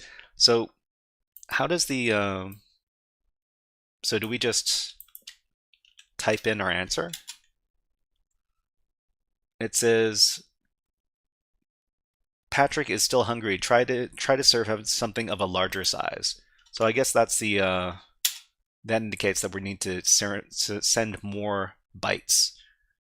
Okay, so we know that the buffer is 32 bytes. So we're gonna put in 32 bytes. So 10, 20, 30. So 32 bytes.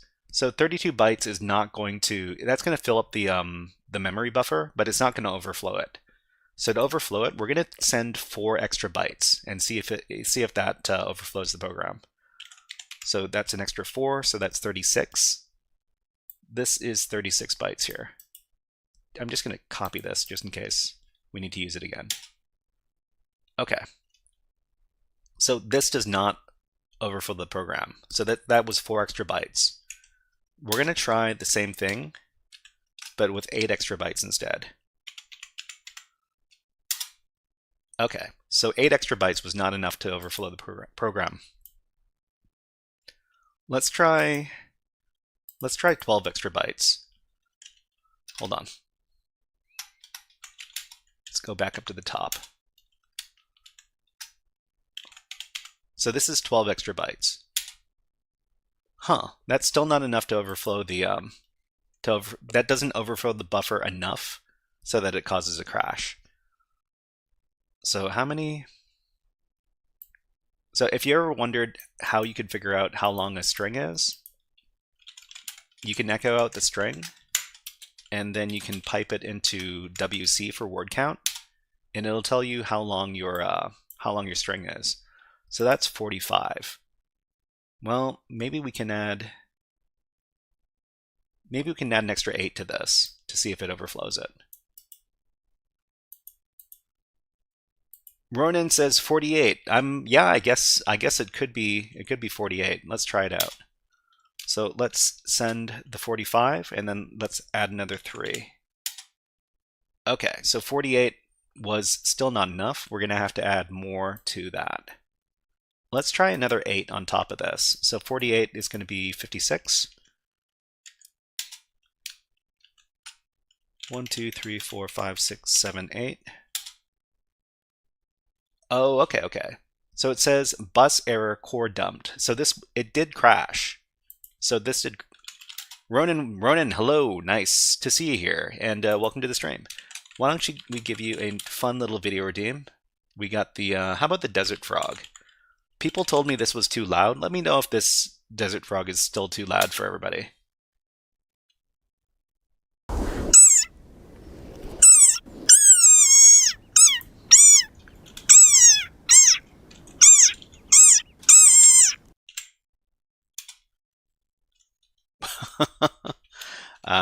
Okay.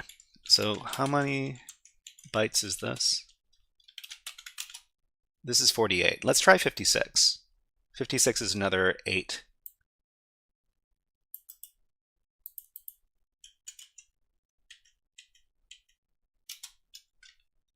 Okay, and then we send another 8. 1, 2, 3, 4, 5, 6, 7, 8. So it says core dumped. So if the core is dumped, it should give us the flag. But let me check the source code. So let's take a look at.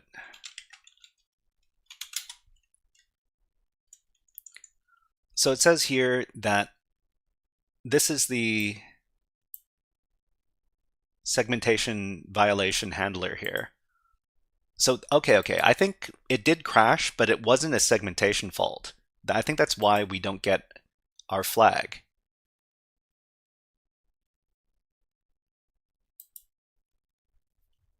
Oh, okay. 49. It's 49? Okay, let me give this a try. I haven't done this in a while. Whoops, wrong. This is the wrong screen. Okay, let's get out of here. So how many? That's 49 bytes. So 48 bytes. That means if this is 48 bytes, then we should be able to send one more than this. So let's try it out.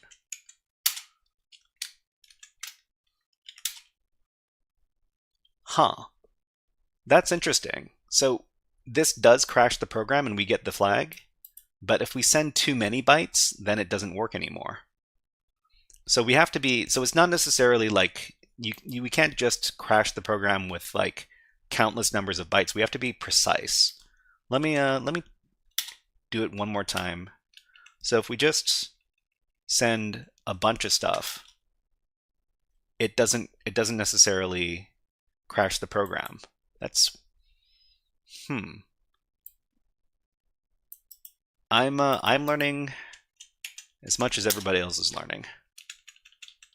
So we can't just, oh, it does work. It does work if you just send countless numbers of bytes. But the number that will get you the flag is the magic number is 49. But anyways, let's solve the challenge. So over here, we're going to launch our instance. That's going to start up the virtual machine that's running the program in the cloud. Tiger says, very interesting. Yeah, I think I have a lot of admiration for people who do binary exploitation because it's a very interesting process, and it feels a lot like hacking because you're doing a lot of experimentation. You're trying to understand the way the program works. And so all we need to do is just send like a bunch of bytes at this program and crash it, and then we will get the flag. Yeah, over here. So the customer is never seg fault. Nice. Okay, so let's submit the flag over here.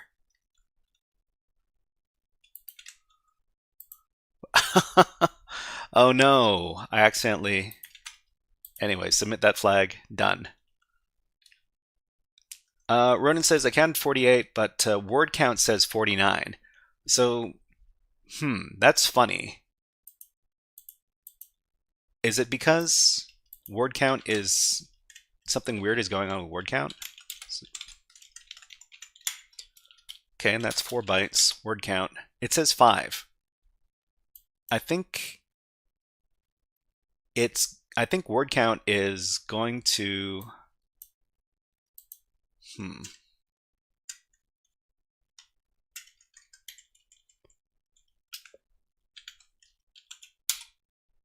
That's weird. I guess word count counts the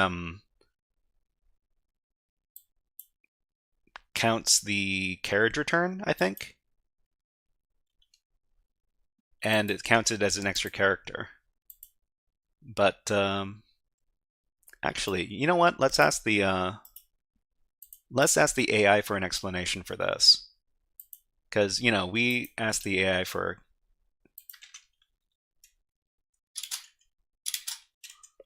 why is the character count 5?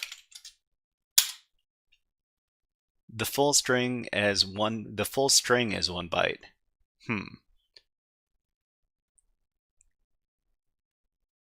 Okay, so 1 line, 1 word, 5 characters. The input string 1, 2, 3, 4 is 4 characters long. By default, echo adds the new line. Oh, echo, right. Okay.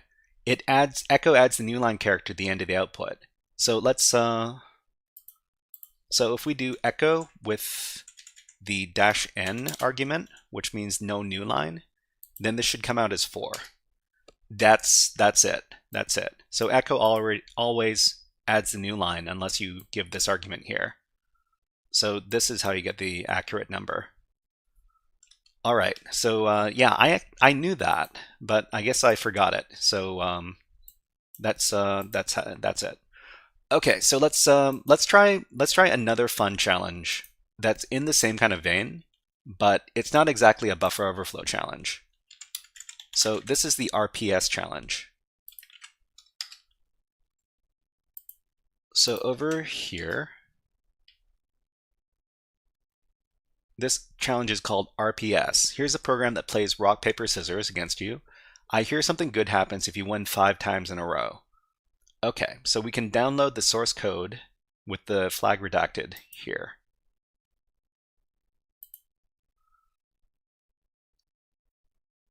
We go over to our web shell, and we will do a little bit of cleanup. Actually, remove format string star. And I don't think we need the flag anymore, so we can just get rid of the flag as well. Okay, let's wget that game. All right, let's take a look at the gameredacted.c source code, and we'll try to figure out how we can win the game.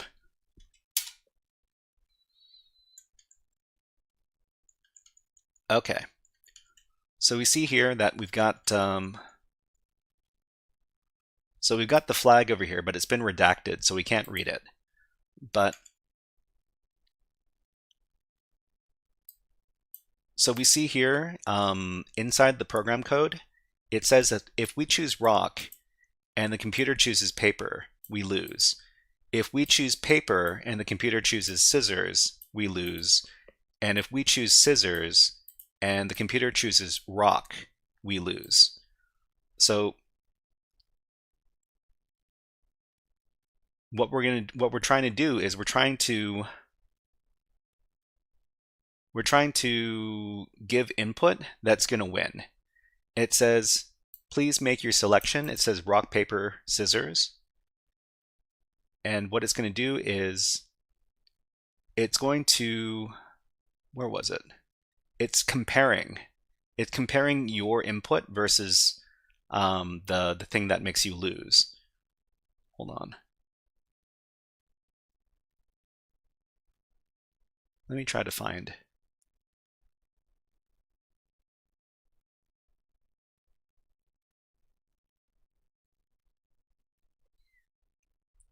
This is a good refresher on logic, right? So programming logic is something you have to really pay attention to when you're designing apps, because if your logic is not okay. So this is the part that is vulnerable. The string search, string search, player turn loses, and it's going to compare what your input is, the player turn, versus what makes you lose. So if you put in something that causes you to lose, then you're going to lose. But the problem is that there's no limit. Okay. Let's not get ahead of ourselves. We'll figure this out in the game. So we're just going to start up the game by launching the instance.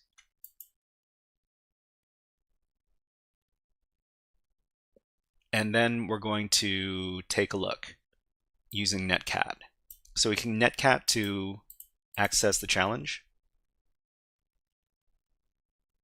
over here. So in our web shell, welcome challenger to a game of rock, paper, scissors. Anybody that beats me 5 times in a row, I'll offer up a flag that I found. Are ready to play.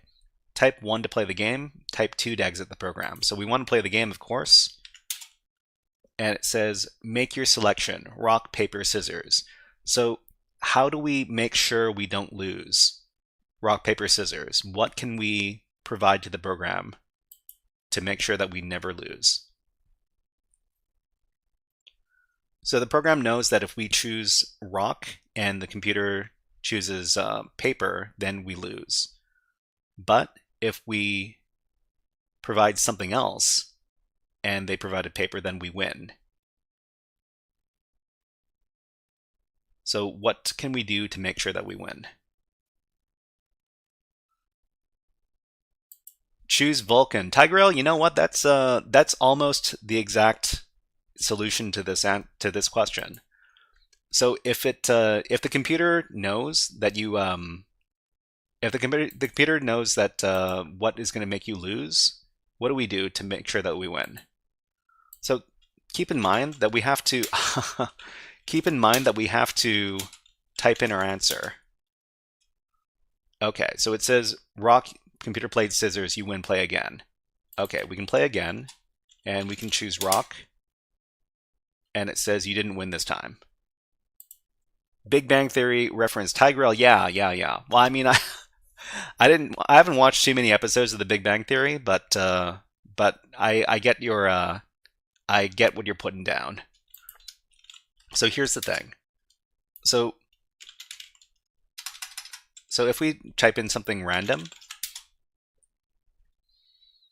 we didn't win because the computer chose scissors. So, but if we typed in rock, we would have won. Here's the thing.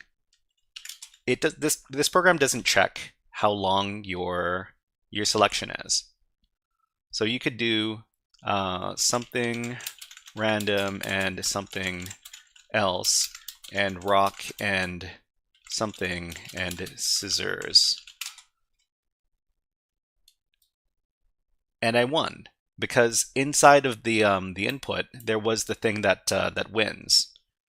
So here's the thing is that if you just provide every selection, then you're guaranteed to win. So if we give rock paper scissors, I win. I win because I played all three, but the computer played paper. But we've got the thing that beats paper. All the selections. Yeah, that's correct. So we need to do this 5 times in order to get our flag. So we just, there you go. So the flag is PicoCTF some extreme luck. But it's not exactly luck, it is a programming error. It's a programming logic error. Okay, let's get out of here. All right, we can submit our flag. So you might think this is silly, and that real, like real programmers wouldn't make these kind of errors. They do make these errors. There's actually a whole classification of errors, especially on web applications. And let me look these up. So I'm going to go to, what is the website called? It's called Portswigger.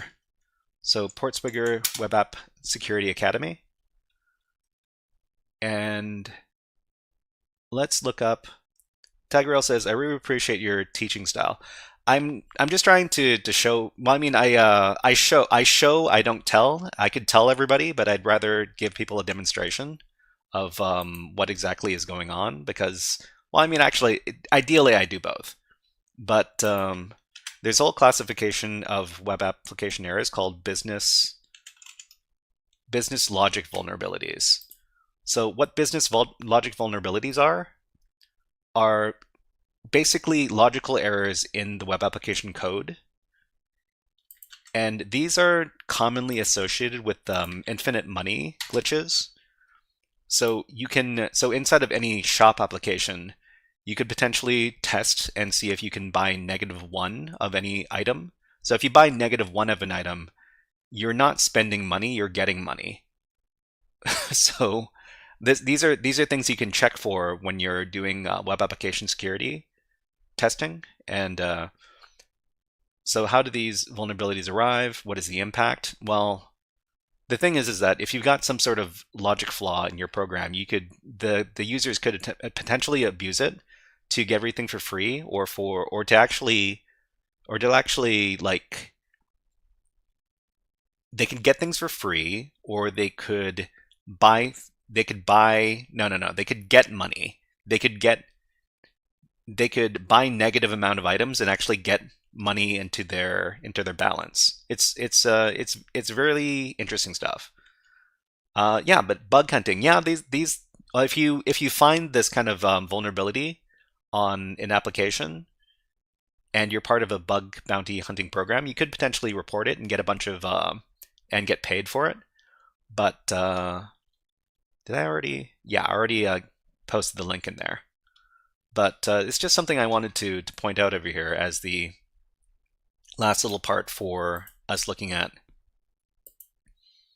buffer overflows and binary exploitation. Because, hold on, I need to get out of here.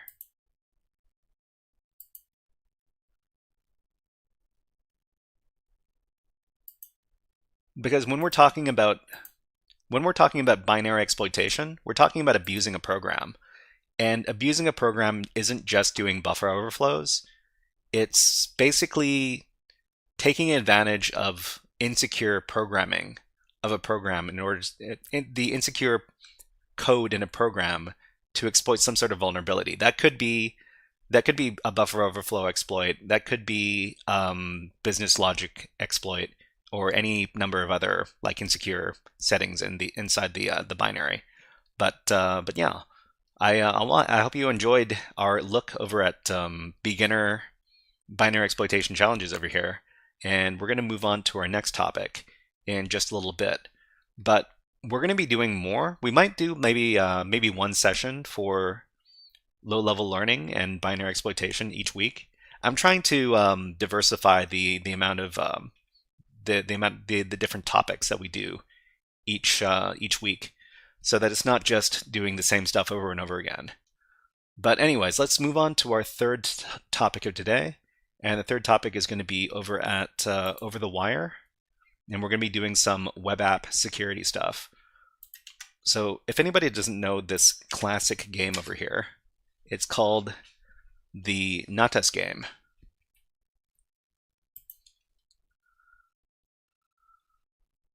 So Natas teaches the basics of server-side web security. It is a very well-known series of web application security challenges. And basically what we need to do is we need to get the password for the next level of the game from whatever level that we're accessing. For example, if we access level 0 of the game, it's going to have the password for level 1 of the game. And on level 1, we can get the password for level 2, etc., etc. So we're going to try to figure out how we're going to find out how many levels of this game that we can finish before our time is up. And we've got a couple of hours to do these challenges. So before we start, I'm going to try to keep track of the solve methods on my GitHub.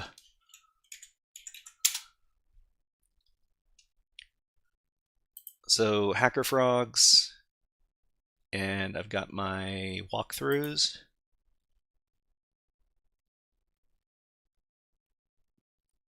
And we've got Over the Wire. Okay. So for each one of these levels, I'm going to try to fill in this little form where we've got a username. And for level 0, it's not a 0, and the password is also not a 0. And we need to identify the web vulnerability that's associated with the level, as well as the method of solve, which is basically how we solve the level. We're going to be filling in these little files as we go. Okay, so we got more ads running on Twitch right now. So the ads are running on Twitch, and I'll just insert an ad for YouTube right now. YouTube ads in 3, 2, 1, and it's a bit chilly in here. I'm going to turn on my heater. And I also need to have a little drink. Just a second. Let's put on the birds. How about these birds? Oh, that's beautiful. That's a beautiful bird.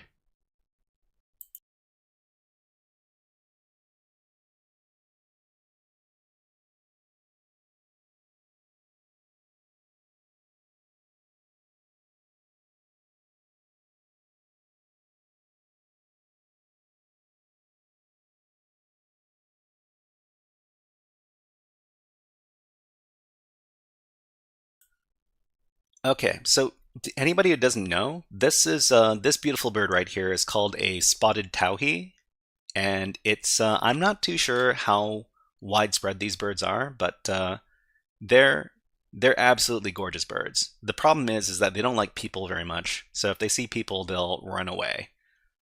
But anyways, this every once in a while I look back at my bird feeder footage and I try to find some fun little bird feeder. You see a squirrel? Wait, where was there a squirrel?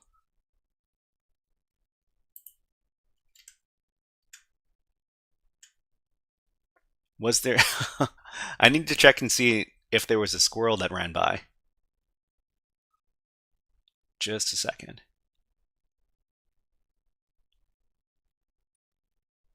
I don't see the squirrel. Okay. Let's put the birds away, and let's get going with our web app challenges.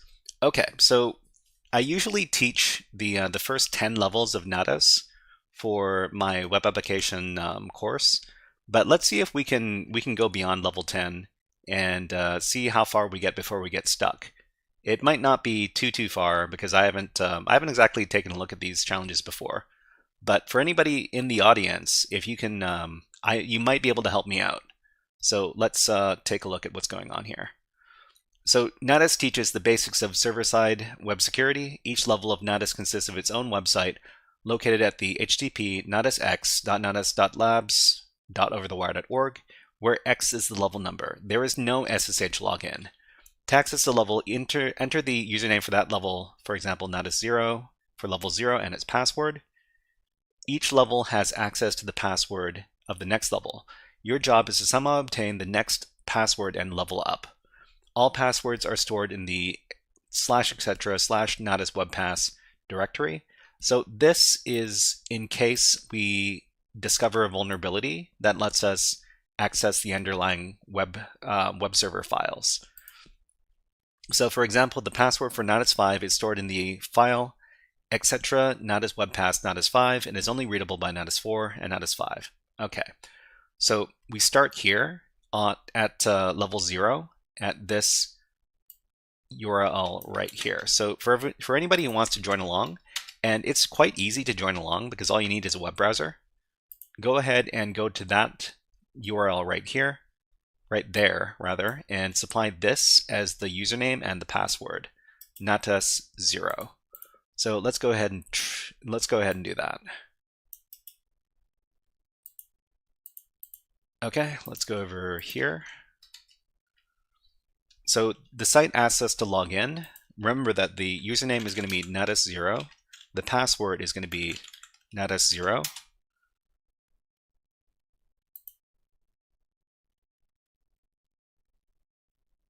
Okay, the site loads up and we see here we've got a banner and it says here you can find the password for the next level on this page. So how can we investigate this web application? So there's a number of different common things that we can do to investigate web applications, but the first one, which we can do from the web application, what we can do from the web browser, is actually very easy. If anybody knows what that is, let us know in the chat.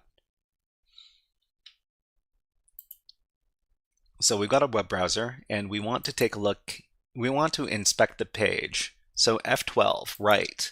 So F12 is, that is web developer tools, right? So this is web developer tools here. It's going to ask us for the username and password again. So Natas0. So this is taking a look at the web developer tools. And there's actually something even more simple that we can do to take a look and inspect web pages. And that is viewing the page source. So inside of most web browsers, not every web browser can do this, but most web browsers let you right-click on a web page and then you can view the page source. There's also a keyboard shortcut that does the same thing. It's Control-U.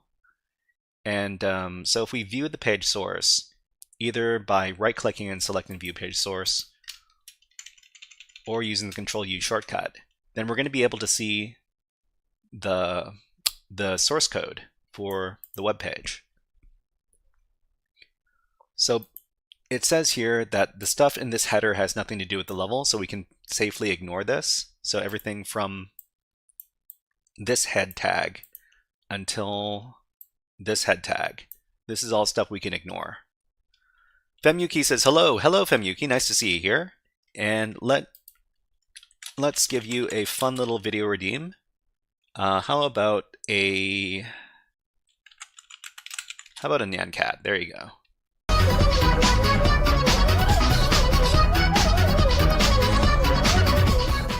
Okay, so we see here that there's something called an HTTP comment. So this is an HTTP comment right here, and HTTP comments begin with this symbol right here, the arrow with the exclamation point, and they end with another arrow that goes in the opposite direction.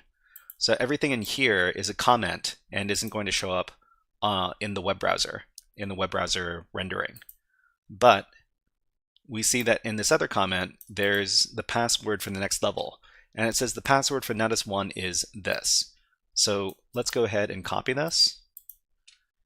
And then let's go ahead and do a little write-up. So I'm going to try to do a write-up for each one of these levels.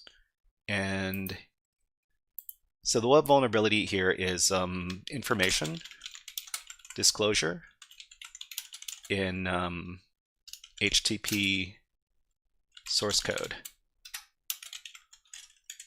And the method of solve is just to view the page source and look for the HTTP comment. Okay, so this is the method of the write-up for Natas level 0. We're going to commit these changes, and then we're going to take a look at the next level. So the next level is level 1. I'm going to start editing this. So in this case, the username is going to be Natas1, and the password, we just got it, is this one right here. So if anybody is following along, this is the password for the next level. So I just noticed we're not playing any music for this this section of the stream, and I just want to play some. Just want to share some good music with everybody, and we can relax. Well, not necessarily relax, but we can have a better time if we got some music. So how about this music from the Shadowrun Returns soundtrack? That's really loud. Okay. So the music should be in the background and not super loud. If you find that the music is loud, let us know, and we'll try not to blow out your eardrums. Okay, so let's get around to solving this level. So this is the Natas level 1 level. Let's get that password. So all we need to do to access this level is we need to adjust the URL at the top so that it does not say Natas 0, but instead it says Natas 1. So it asks us to log in. Remember that Natas 1, the username is going to be Natas 1. So we're going to put in the username Natas 1, and the password, we're going to paste in the password we just got from the previous level. Click on sign in. Okay. So what is going on in this level? This is Natas level 1, and it says you can find the password from the next level on this page, but right-clicking has been blocked. So we cannot right-click on the web page to try to get the to access the view page source option. So we have to work around this. Does anybody know a way we could work around this? If you know, let us know in the chat. But if not, I can. Tigrel says DevTools. Yeah, you could absolutely use DevTools. So you can click on this button over here in Firefox. If you're using another web browser, most web browsers have a little menu that you can open up here. You can go to More Tools, then you can go to Web Developer Tools, and so in here you can take a look at the inspector, and you can take a look at the. I wonder if we can make this big. Not completely sure, but we can actually take a look at.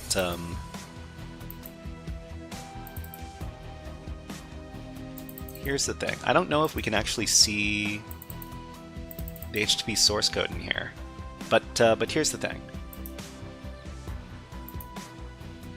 If we want to do HTTP source, there's a keyboard shortcut.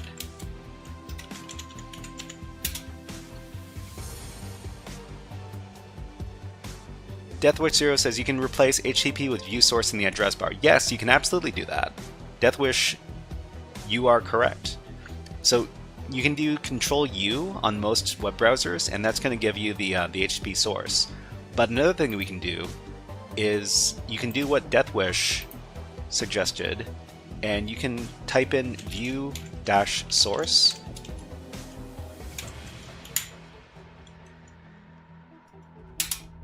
Whoops. View source HTTP. Yeah. So it's going to be, so the view source for Natas 1 is going to look like that. So just use that as your URL, and then you should be able to view the page source. Gaming PTY says, had good job. Do you recommend Udemy, Google cybersecurity course? And after I finish it, do the CompTIA Sec Plus and other CompTIAs. Gaming PTY, you've been here before, I'm pretty sure. And can you refresh my memory? What are you working towards?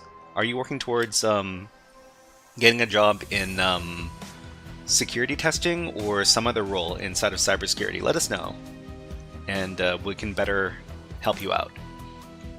Okay, so we found another way to access the HTTP source and get the password for the next level. So this, just like the previous level, there's a password in the HTTP comments here. So I'm just going to copy that password, and then we're going to go over to the GitHub here, and we're going to edit the file. So this is Natas level 1.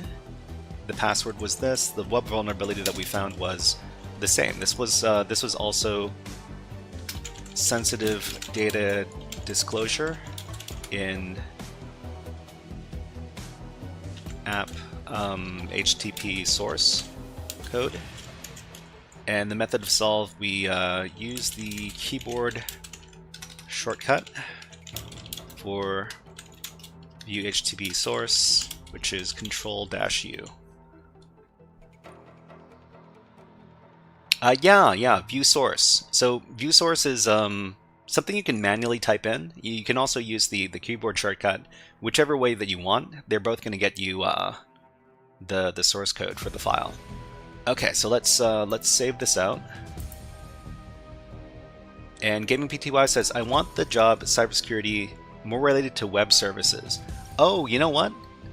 I think this well, what we're studying right now is kind of applicable to what you want to do.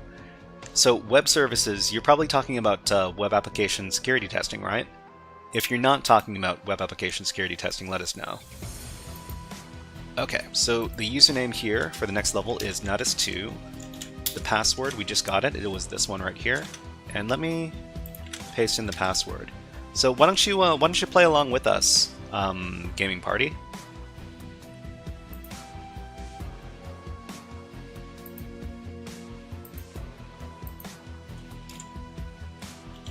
So go ahead and try out this web page with the password we just pasted in the chat, and the username is going to be Natas2. Okay, so Natas level 2.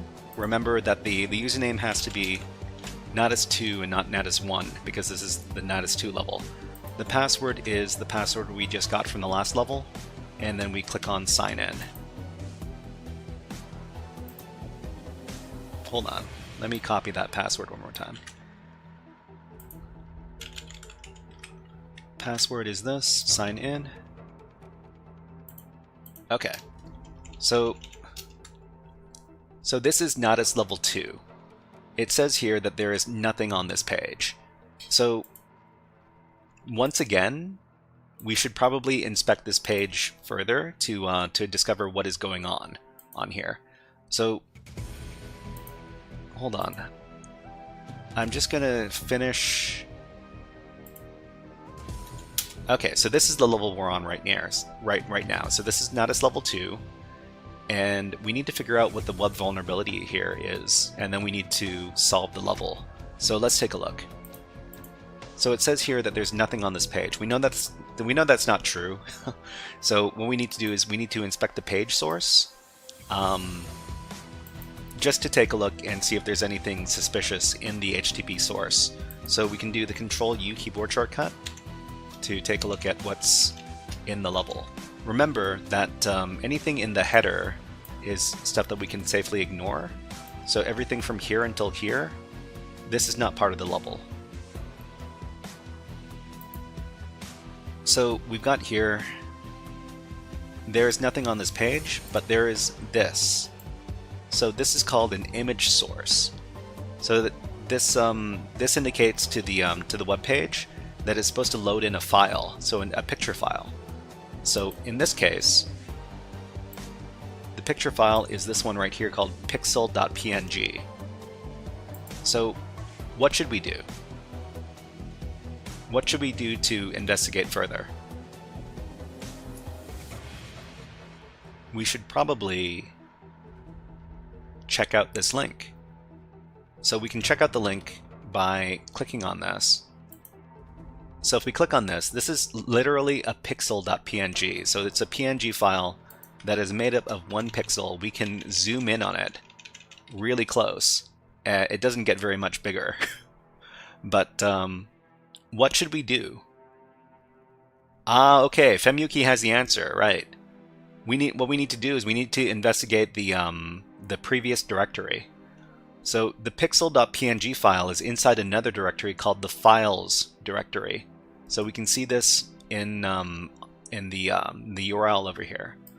So what we can do is we can manually navigate to the files directory by accessing this right over here. Femyuki provided the link, and I should probably get rid of this view source. Okay, so this is an example of a vulnerability, and the vulnerability that this is an example of is called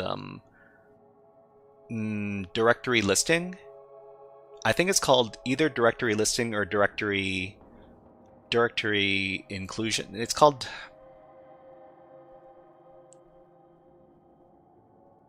directory indexing. It's either called directory indexing or directory listing. And this is when you can look at the complete contents inside of web directories. So this is a vulnerability, and because you can set up your web server so that the directories are not readable. The fact that this is readable indicates that this is a security problem. So let me edit this. So the web vulnerability in this case is something called directory listing. So the method of solve is navigate to the files directory, which has directory indexing enabled, and look at the other files. And what other files are we talking about? We're talking about this file right here. So there's the pixel.png picture file in here, but there's also this users.txt file. So if we access the users.txt file, we're going to see some credentials. So in this case it's username and then colon and then password. And we've got one for Natas level 3, which is this password right here. So for anybody who's keeping track at home, that's the password. And let's go ahead and finish the level. So the web vulnerability in this case was directory listing. We solved the level by navigating to the files directory, which has directory indexing enabled, and we looked at the other files. So let's commit these changes, and let's move on to level 3. So level 3, let's edit the file. So the username for Natas level 3 is Natas3. The password is going to be this, and we need to figure out the web vulnerability and the method of solve over here. So let's go there. So we need to navigate to Natas level 3. Remember that the username is going to be Natas3. And the password is going to be whatever we got from the last level. And then paste it in, sign in. Okay. So this is Natas level 3. One more time, it says there is nothing on this page. We know that's not true, so let's investigate the HTTP source. Okay. So what is in the HTTP source? It says here that there's nothing on this page, but inside this HTTP comment, it mentions something. It says no more information leaks. Not even Google will find it this time. This time is true. This time is true, is it? So no more information leaks, not even Google will find it this time. What is this referring to? So if the Google search engine can't find something, that means there's a certain file included in the root directory of the web application. Does anybody know what file that is? Most people, well, I know at least one or two people here know non-humans. Not humans.txt, robots.txt. Digital Warhead has it correct. Cybernerd Dante probably knew about it as well. But let's take a look. So there's the robots.txt file. And what is this thing? So I've got a little presentation that talks about this. So robots.txt is a file that that you can include on your website to make sure that search engine robots can't look at specific locations of your website. So if you wanted to decide that you didn't want the Google search engine to index this directory right here, secret, you can put this in your robots.txt file. And in fact, you can look at the robots.txt file for google.com. So if we go over to google.com and then we go to robots.txt, you're going to see there's a lot of stuff that search engines can and cannot look at on the Google site. So we're not allowed to look at the search endpoint, we're not allowed to look at search about or at search how search works. We are allowed to look at these other directories here, but it's a very, very long document. And actually, yeah, but basically the robots.txt file lets search engine robots, or otherwise known as spiders, or other great names, that they should or should not be able to look at certain content on your website. In the case of Natas3, Cybernerd Dante says, let's do some Google hacking. Well, you know, if I wanted to do some Google hacking, I wouldn't do it on stream. Anyways, Femyuki says, cool, never heard of this before.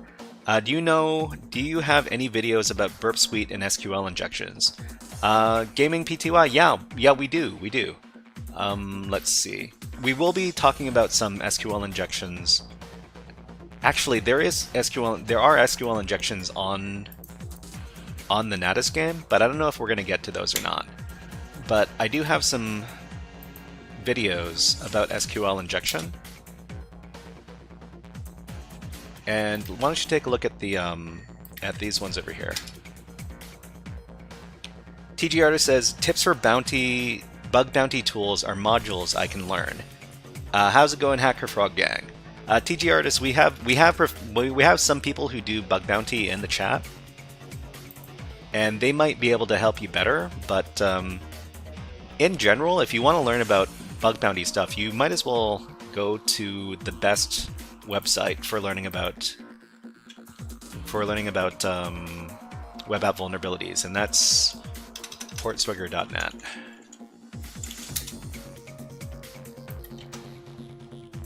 There you go. And I do have a few videos that talk about Burp Suite as well. So mainly this one, but take a look at these.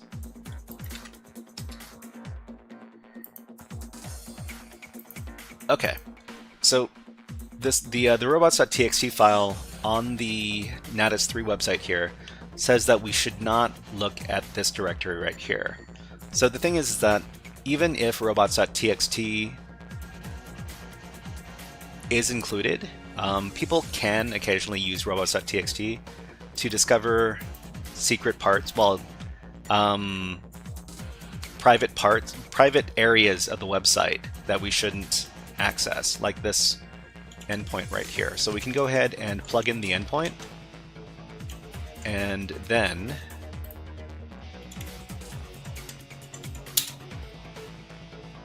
we see here that there is more directory indexing for this directory here, and there's another users.txt file. So let's see, Cybernerd Dante has the hookup here, great, and yeah, there's a certification for bug bounty hunting called Certified Bug Bounty Hunter, which is on Hack the Box. So inside of the secret directory that we found from the robots.txt file, we've got this users.txt file that we can access here, and it has the password for the next level. So this is the solve method, and let me get the information for, it's called Certified Bug Bounty Hunter from Hack the Box. So if you're interested in taking a look at that certification, you can take a look at this page here. But where was I? Okay, so this is the password for Natas level 4, and we got it by accessing the robots.txt file. So let's finish our write-up. So the web vulnerability in this case is robots.txt file points to directory with sensitive information. And let's see. Access robots.txt, then navigate to the directory indicated and read the users.txt file. Okay. All right, so that's that is Natas level 3. Let's go ahead and commit those changes, and let's go ahead and work on Natas level 4.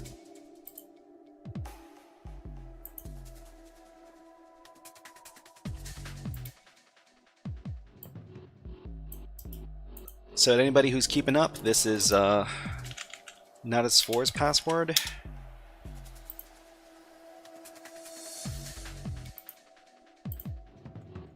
The username is Natas4. The password is this. The web vulnerability and the method of solve, we need to figure that out right now. So let's go ahead and do that.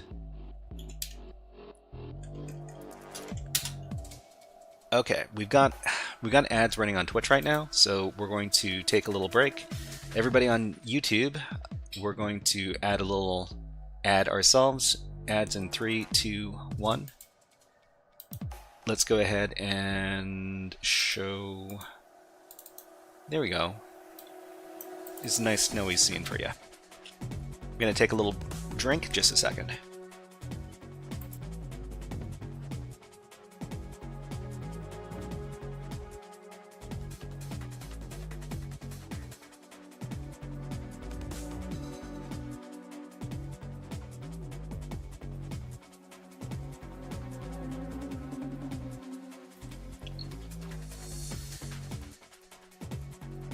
So the Jay over here, he's managed to uncover a little nut. He's gonna go and bury that.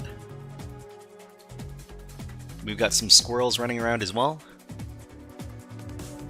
it's my boy. It's my boy Jay. Yeah. Digital Warhead says, "Is that live?" No. None of this stuff is live.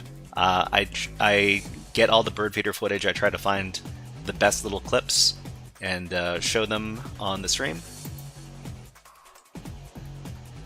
TG Artist says, I'm doing Try-Hack Me modules, learning paths, just finished web fundamentals.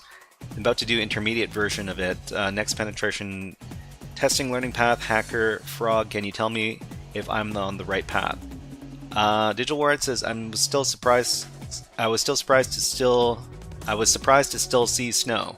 Well, the clips that I showed, they're from some of them are from a really long time ago, but yeah, they're from all different seasons. So there's summer, winter, spring, etc., etc. But let's put our birds away, and let's keep on going. Femyuki says snowy beak. Yeah. The birds are very cute when they get snow on their beaks, but maybe they don't like it so much. Anyways, let's go ahead and access Natas level 4. Okay, so the password is Natas4. The username is Natas4. The password is this thing. Sign in. Okay. So here it says access disallowed. You are visiting from empty string. Well, authorized users should come only from this page right here. So what's going on? Cypher Enigma says, evening. Hello, Cypher Enigma. Nice to see you here. And welcome to the stream. Let's give you a fun little hack the planet, because we haven't done that in a little bit. There you go. Hack the planet! Hack the planet! Shut up and get it! Okay, so why does it say authorized users should only come from this site right here? So this is Hack the Planet, says you rang. Hey, Hack the Planet, nice to see you here. And let's give you a different redeem. How about a... We've got so many of these. How about it's a Unix system?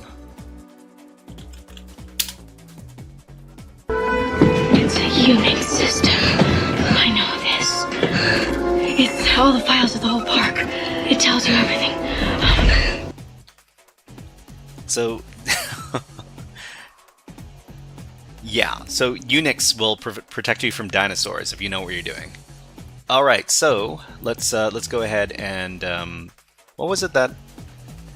TG Artist says, okay. Can I tell you if you're on the right path?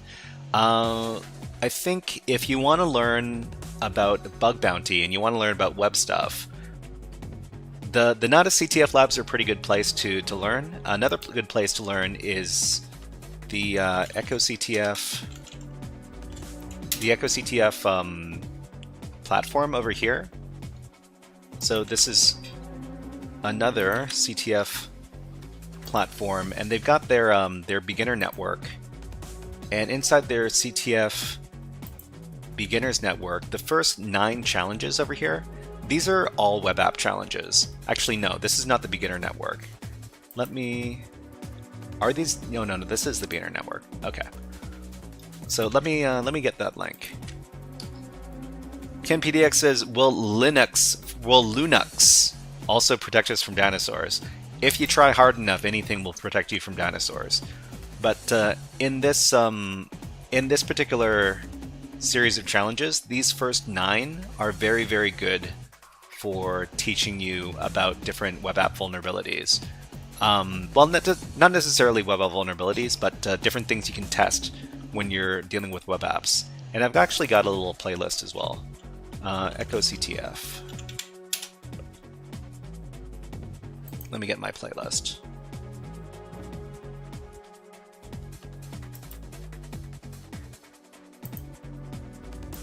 Is PicoCTF free? It is free. You don't have to pay to work inside the PicoCTF platform. There's a paid option if you want to. It gets you access to more stuff, but the stuff that we're looking at here, you shouldn't have to pay for it. Okay, so it says authorized users should only come from a specific URL. This is referencing a specific type of URL, HTTP header.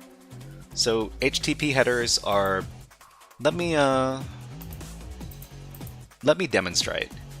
So over here, let me Let me go to another tab.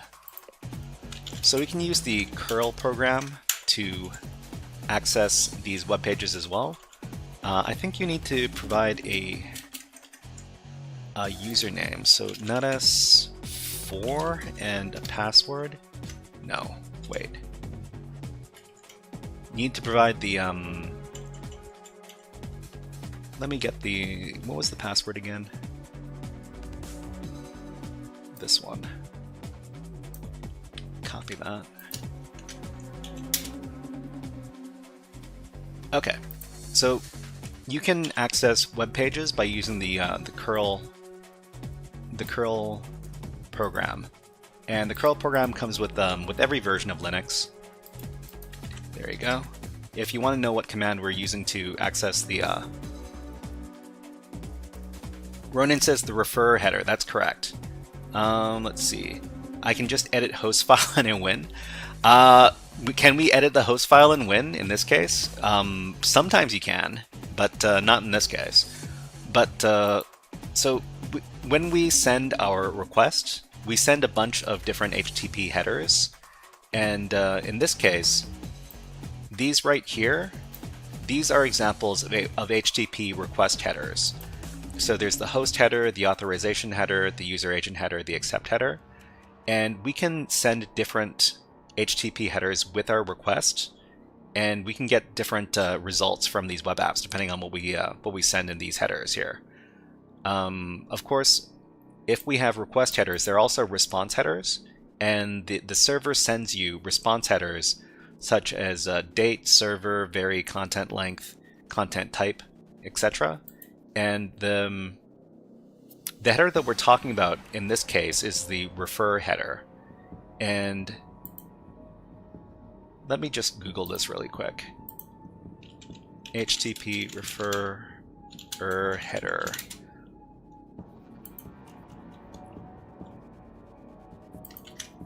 So basically, the HTTP refer header,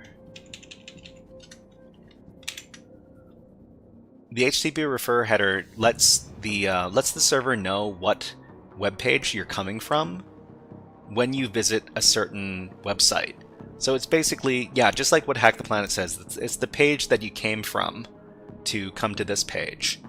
And in this case, in the case of Natas level 4, it says authorized users should only come from this page right here. So natas5.natas.labs.overthewire.org. So this is being used as a form of security, and this should not be used as a form of security, because you can, any HTTP header can be spoofed. You can supply your own information, and you can send whatever information you want, because this is all server side. Sorry, this is all client side. So the client is in control of this information. So if we know that this is the value that they want, for the HTTP refer header, we can supply this with the curl command here. So we're just going to run, so we're going to run the curl command, but we're also going to give some extra information. So let's see, ActivePlanet says easily bypassed. Yeah, so this is all, HTTP header should not be, well, thank you very much for following Mickey's. Hello and welcome to the HackerFrogs. Why don't you have one of these? How about how about the Devil's Bedroom? Not every geek with a Commodore 64 can hack into NASA. I mean, these servers have more firewalls than the Devil's Bedroom. Not every geek with a Commodore 64 can hack into NASA. I mean, these servers have more firewalls than the Devil's Bedroom. Sometimes the Devil's Bedroom has more servers than the firewalls. Wait, sometimes the servers have more Devil's Bedrooms than the firewalls. Which one is it? I don't remember.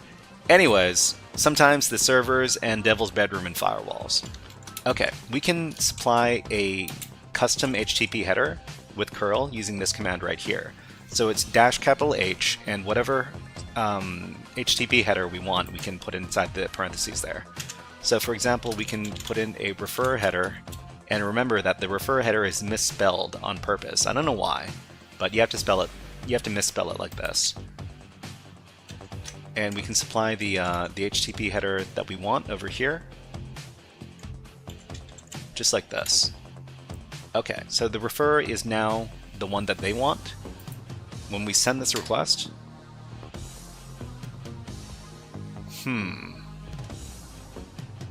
didn't I copy this exactly? Okay. Okay, they want double quotes. They really want these double quotes. That's fine. I will give them the double quotes. I will put the single quotes here, and I will put the double quotes here, and they will get what they want. Okay, how about that?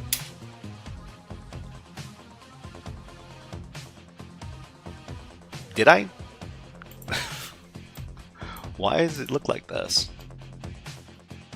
Hold on, hold on. Okay, I will get rid of my single quotes here. Okay. I must be spelling something incorrectly. Oh, this doesn't work. Okay. So, hacking is an exact science. If you do not give the computer exactly what it wants, it will not give you what you want. How about we don't use... How about we just use single quotes only? How about that?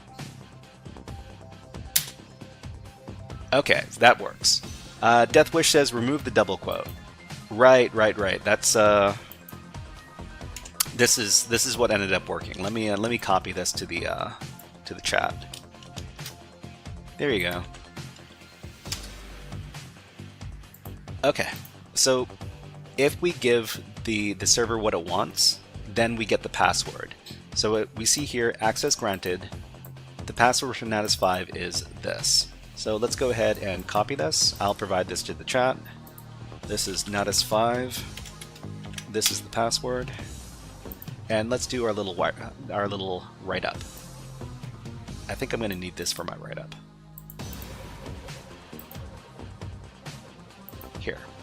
Okay, so the web vulnerability in this case is HTTP refer header used as security mechanism, and this is not something you're supposed to do because the refer header can be spoofed. So the method of solve: use curl to access the page to supply custom HTTP refer header. And then here's the curl command. Okay, just like this. Let's commit these changes and then move on to the next level. Next level is Natas level 5. We will edit this file. Okay, so the username for Natas level 5 is Natas5. The password is, let me get that password.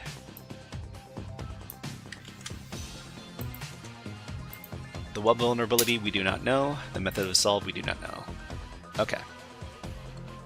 So Hack the Planet says, I guess another way to say it is that it shouldn't be that the only security mechanism. It doesn't hurt to use it, but it doesn't help that much either. So it could be a hindrance to people trying to access the page. The other thing is that we have to consider how legitimate users use this as well. We would suppose that if there's a secure page, it's only supposed to be accessed if we're coming from another secure page. I think that's what they're trying to imply in this case. But let's go ahead and move on to the next level. I still don't think that the refer header should be used as a security mechanism. Okay, let's move on to the next stage. So now that's level 5. So we're going to have to input our username and password. This is Natas level 5. The username is Natas5. Paste in the password we just got. Okay, so it says access disallowed. You are not logged in. So the question here is what mechanism is used to check if a user is logged in or not. So how do users establish their session, and after they get a valid user session, what do they have?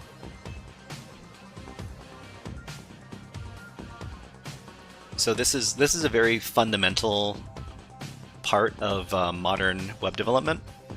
Hack the Planet says, yeah, Ronin and Hack the Planet both say cookies and session ID embedded. Yeah, so we're talking about cookies, and cookies aren't just used for establishing user sessions, but cookies are the method through which you stay logged into websites. So I'm logged into YouTube over here, and if I don't send a request with my cookie, then it will not consider me logged in, and I will not be able to see this information here. So the same thing with any other website, basically, like PicoCTF over here. I'm logged in because I have a cookie that I use to log into this website. Let's demonstrate over here. So we've got curl, and let's get rid of the custom header. When we use curl, we have to include this site.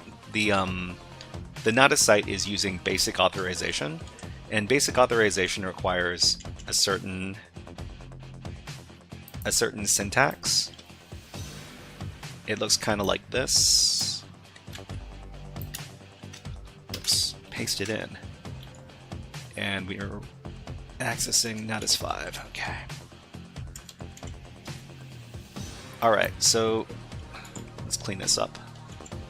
So this is the command that we would use to access Natas level 5.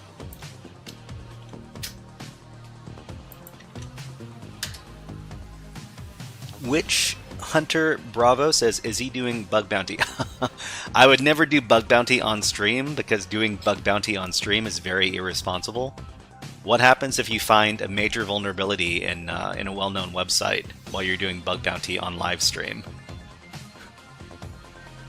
The worst thing that could happen is some other bug bounty hunter who is watching you reports the bug before you. The more undesirable thing is that a bunch of hackers decide to take your vulnerability that you discovered on your live stream and start hacking the website. MC25 says there's a lot to do. There's a lot that we can do the recon part live on stream. Cybernerd Dante says I'ma steal those bugs. Yeah, that's exactly what you could do. MC25 says only a few messed up and they showed a key or a bug.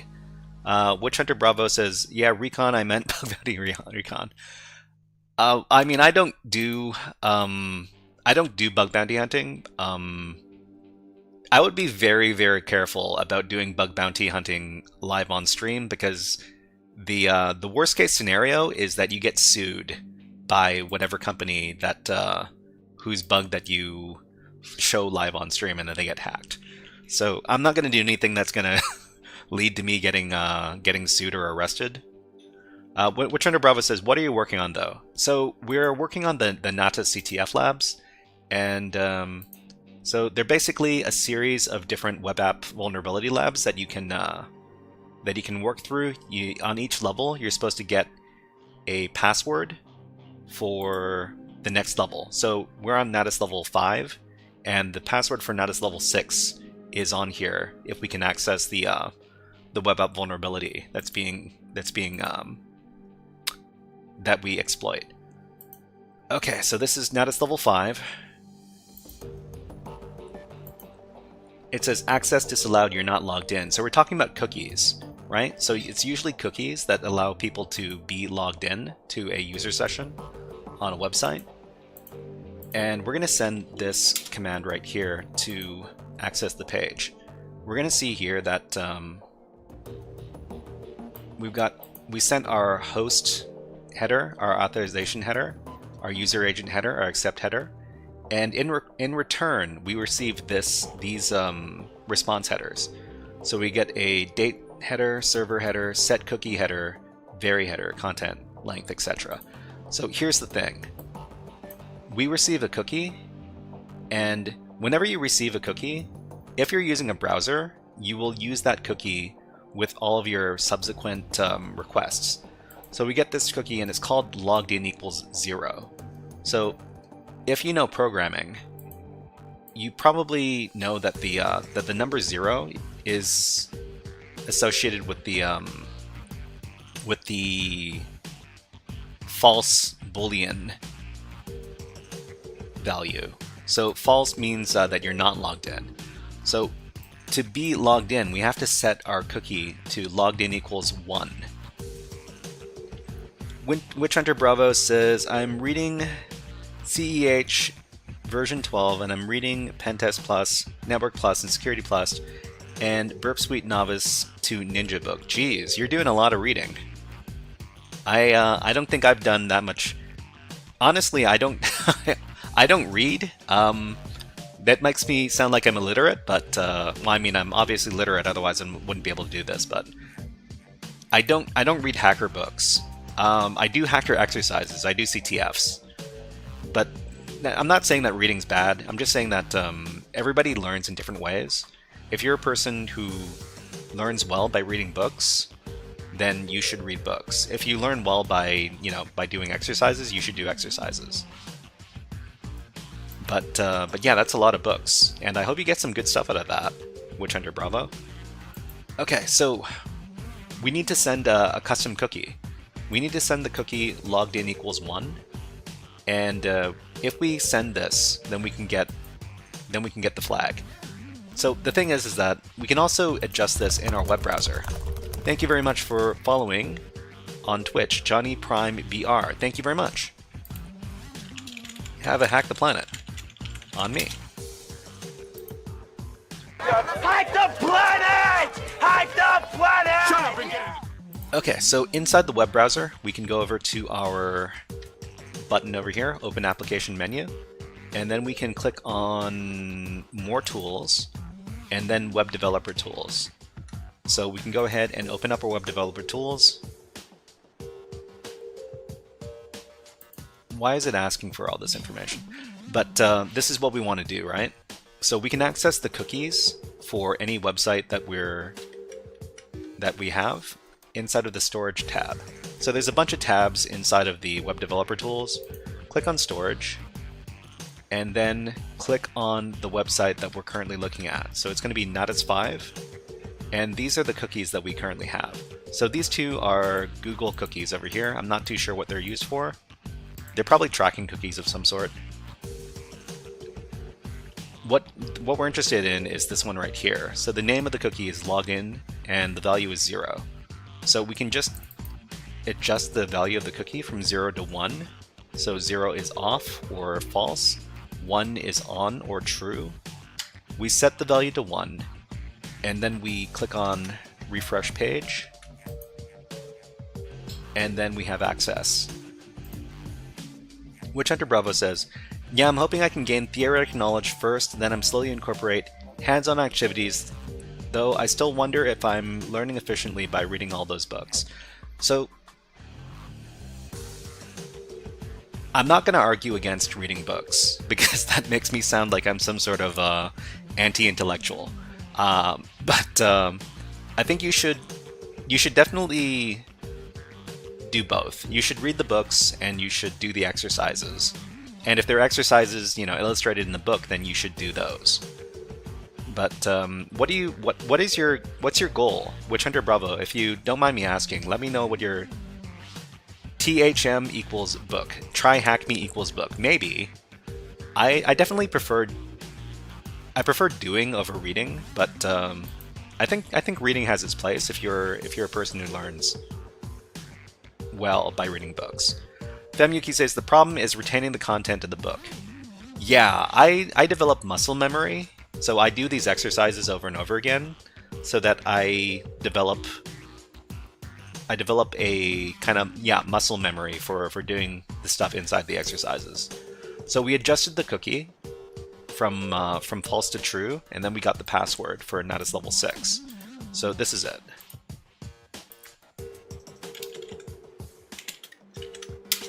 There you go. And let's see, Gaming PTY says maybe he wants to hack books. Well, I mean, can you? Well, I mean, you can hack anything you want. You just have to find the right way to do it. Okay, so what was the web vulnerability in this challenge? So the web vulnerability is insecure valid cookie values. So it's not a problem having a cookie that you can adjust. You can adjust every cookie. The problem comes when you can predict the value of a valid cookie, and usually cookie values are, well, let's take a look at these other cookie values. So if we take a look at the Google cookies, you can't tell what the format is for these cookies. The value of the cookie is GA and then a bunch of numbers and then a dot and a bunch of other numbers. You can't guess at what a valid cookie is in this case. But if the cookie value is either 1 or 0, you can guess very easily what the valid value is there. And that's why it's insecure. So insecure valid cookie values, method of solve, modify the logged in cookie so that it returns true or 1. Okay, let's commit those changes. And let's move on to the next level.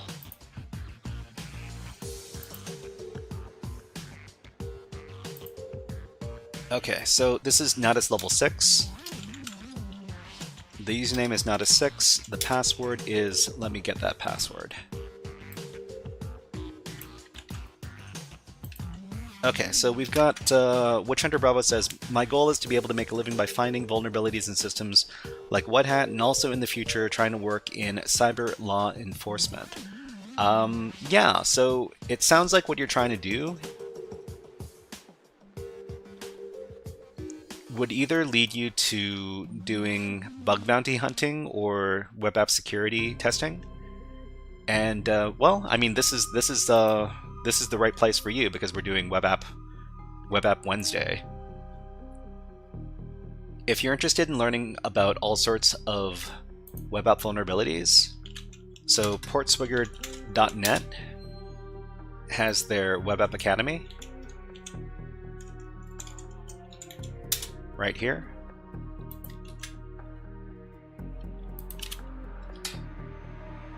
And like I pointed out to another user, I've got a list of the XOR Beginners Network challenges, which is also very good for learning about web app testing. Let me paste in that list.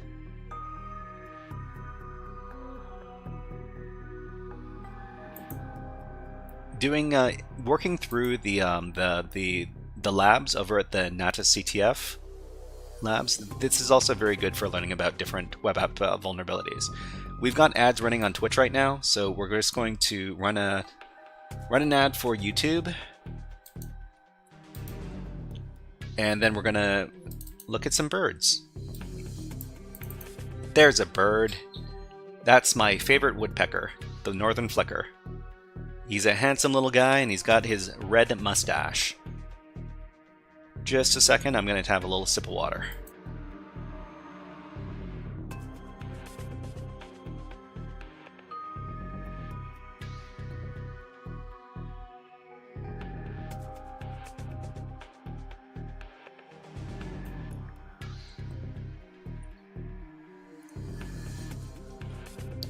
Okay, so yeah, these woodpeckers here, they're all over the Pacific Northwest.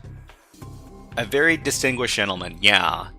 So these guys have they're actually very beautiful. You can't exactly capture how beautiful these woodpeckers are on this this webcam. I'll show you a picture of some northern flicker woodpeckers. They're much more beautiful than what is depicted here. Just a second. Tigrel says, as a past instructor, I have to say books have their place, but hands-on experience is more important. You'll remember much. Oh, well, I mean, okay. I don't want to generalize. I remember a lot more about how to do something if I get hands-on and do the exercise, do the task, as opposed to, you know, watching a presentation or reading a book about how to do the task. So, northern flicker. There you go. So these are northern flicker woodpeckers, and the ones what we have in our neck of the woods are these ones right here with the red mustache. There's another type of northern flicker woodpecker that is very similar, but they have the black mustache. So I guess it really depends on if you like black mustaches or red mustaches more. And it's only the males that have the mustache. So I guess that makes it easier to remember. Anyways, enough of the birds. Let's move on and do more web app security stuff. Okay, so this is Natas level 6, and let's log in.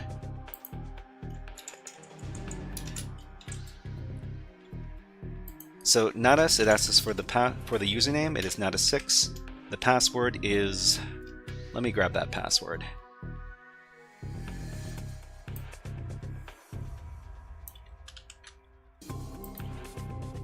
Paste that in, sign in. Okay. So this begins a little series of challenges where you have to do some source code analysis. So you might think of this as reverse engineering. I prefer to think of it as source code analysis. This is actually done inside of web app security testing. Sometimes the client will give the testers a copy of the source code for the web application, and then the security testers can look through the source code and look through and identify potential vulnerable parts of the source code. So this is something that you will see in real life, and it's actually very common when you're doing security testing as a professional. So it says input secret here, and they also have a link to the source code. If we give test to the input secret field, we see here that it says wrong secret. So we don't know what the secret is, but we could probably figure it out if we inspect the source code. Run1 says, TryHackMe has text, also video walkthroughs for some, and labs when needed. So TryHackMe is I advocate a lot for TryHackMe. I think a lot of people, they're really into Hack the Box. And I think Hack the Box is good if you already know what you're doing. But if you're a person who's just learning about a particular subject, I think TryHackMe is a lot easier to pick up than Hack the Box. But yeah, they've got text, they've got video walkthroughs. It's a very good platform, and a lot of it is free, which I can really appreciate as well, because not everybody has a bunch of money to spend on their cybersecurity education. Okay, so we're going to inspect the source code here. So we're just going to middle click and take a look at the code. So if anybody knows what kind of code this is, let us know. If you know what kind of code this is, let us know. There's a very easy way to tell what kind of language is being used. Ronan says this is PHP. That is correct. So the reason you can tell that something is PHP is this telltale sign right here. So these brackets here, the question mark bracket and the bracket question mark, this is pretty unique to PHP code.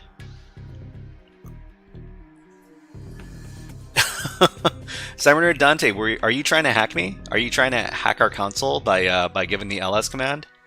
Let us know. Thank you.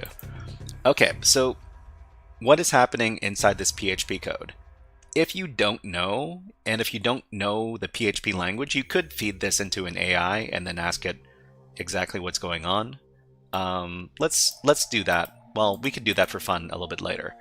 But one thing we do need to figure out is what this include keyword is. So include includes secret.inc, and if array key exists, submit post. So basically, if there is a post submission, and if the secret inside that post is equal to the secret variable, then print access granted and it gives you the password. Otherwise it prints wrong secret. Ken PDX is deleting our file system with the rm command. Thank you. MC25 says the code lied and said the password was censored, but it didn't work. It says the password was censored. Yeah, that's true. Okay, so it's checking to see if the post, the content of the post request is equal to the secret. But where is the secret? The secret variable isn't in this code. We can't find it in here, so it's obviously somewhere else. Femyuki says, THM just released their SOC certification. The platform is growing. I think they plan to release others in the future. So Femyuki, you are absolutely correct. I think that TryHackMe has grown a lot. Not saying that the other platforms have not grown a lot, but I started using TryHackMe back in the year 2000. Well, not the year 2000. The year 2020. And the difference between the website back then and what website we have now, it's night and day. There's just so much stuff over at TryHackMe. MC25's says, seen they were getting a lot more blue team stuff since I've been on there. Yeah, they're really focusing on blue team stuff over at TryHackMe. Femyuki says, the SAL1 certification sounds pretty cool. Blue team is important too. So we like to say in cybersecurity, no red without blue, and also no blue without red. So the two halves of the cybersecurity system, they're very important to each other. So we have to, even if you're a offensive security person, you have to acknowledge and respect your blue team your blue team counterparts. Okay, so there's no secret variable in here, so it has to exist somewhere else. Here's the thing. If you know Python, in PHP, the include keyword is kind of like the import keyword in Python. It basically lets you use other code from other files inside your own code. So obviously, the secret variable is not in this code, but it's included in this code over here, the secret.inc code. So this is a file,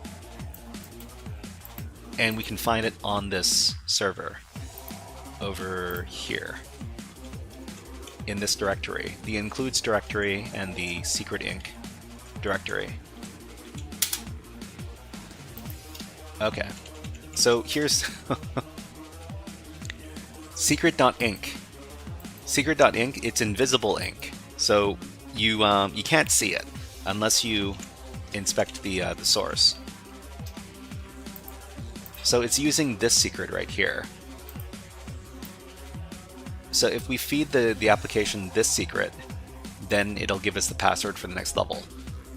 So we just need to copy this, go back to the application, and input our secret over here. So secret, this is what we got from the other page, submit the query, access granted, the password for the Natas level 7 is this thing right here. Femyuki says, I'm using Dark Reader and didn't notice this. Huh, really?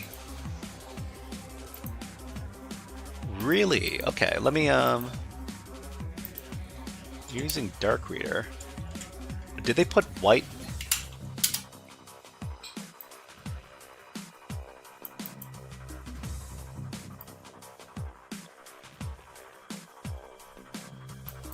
Does it actually appear if you're using the dark mode? Can I turn on dark mode right here? I don't know. Actually, you know what? Hold on. Here's one way you can access it. You can use curl. Actually, using curl would be a big pain in the butt, right? Actually, not that big a pain in the butt. Hold on. Let's... So we can use curl, and I think curl is a very, very, very useful little little utility when you're doing when you're doing web app testing, because sometimes you just want to look at one web page. Let me get that password. What was the password? This one.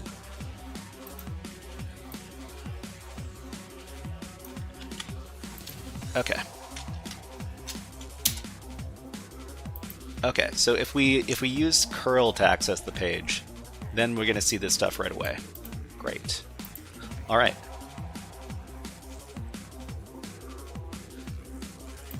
All right, so let's do our write-up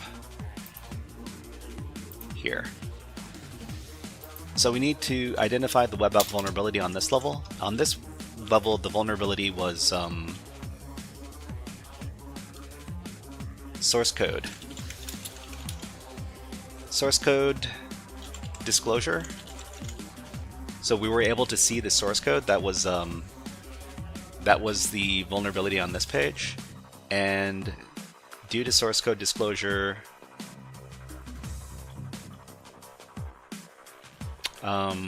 sensitive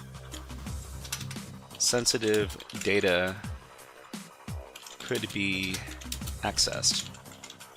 Okay, so the method of solve.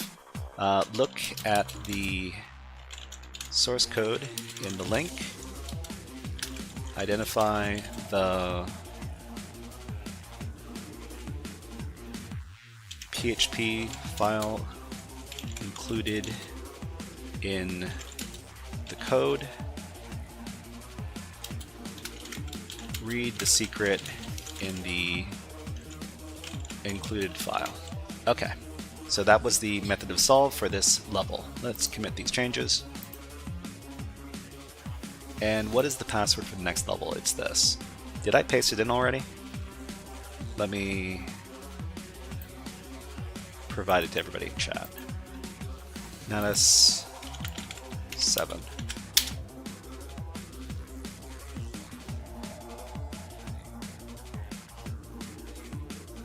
Femyuki says, sorry, I'm wrong. It was because I opened this. You opened up the include secret.inc. Huh. Well, I mean, if you just open that up, you shouldn't be able to read it because it should be blank.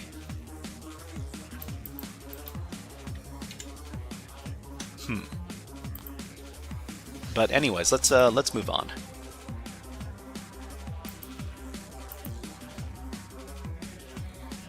Oh, okay. Brave shows it. Okay.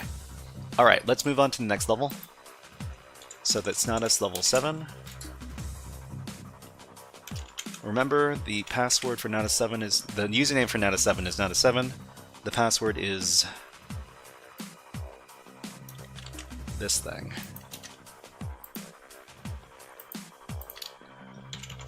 Okay, this is a fun level. Let's start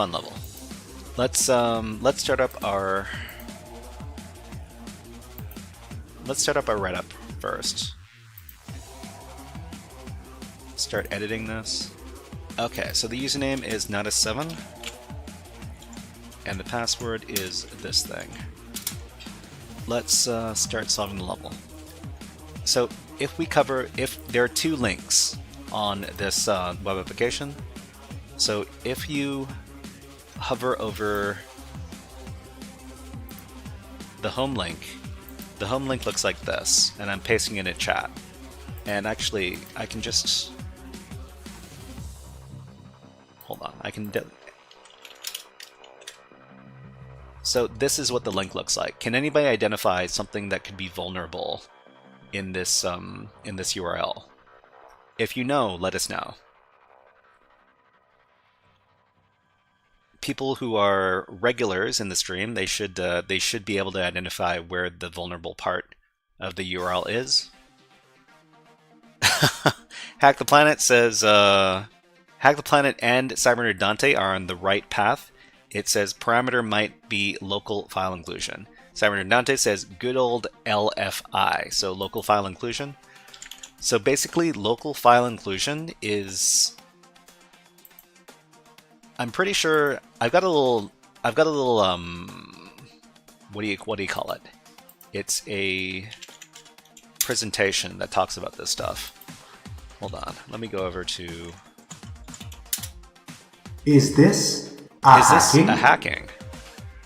So anytime you're working inside the terminal, that's a hacking.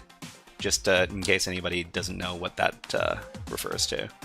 All right, so I covered this in my web exploitation class. I think this was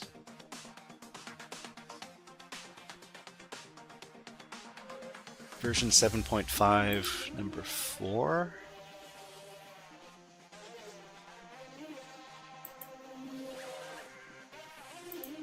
Okay, so hold on. Source code. Ah, this was the previous one. Okay, let me see if I can. Let me access the previous classes.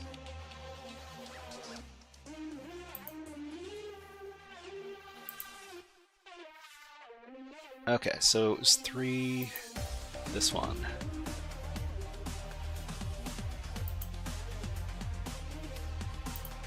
Okay.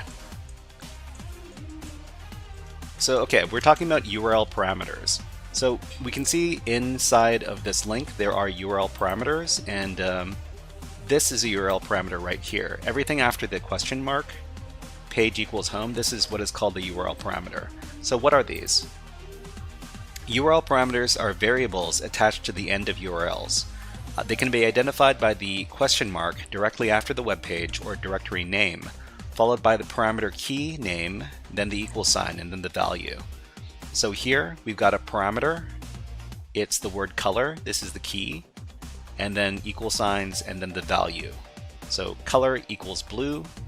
The key is the word color. The value is the word blue.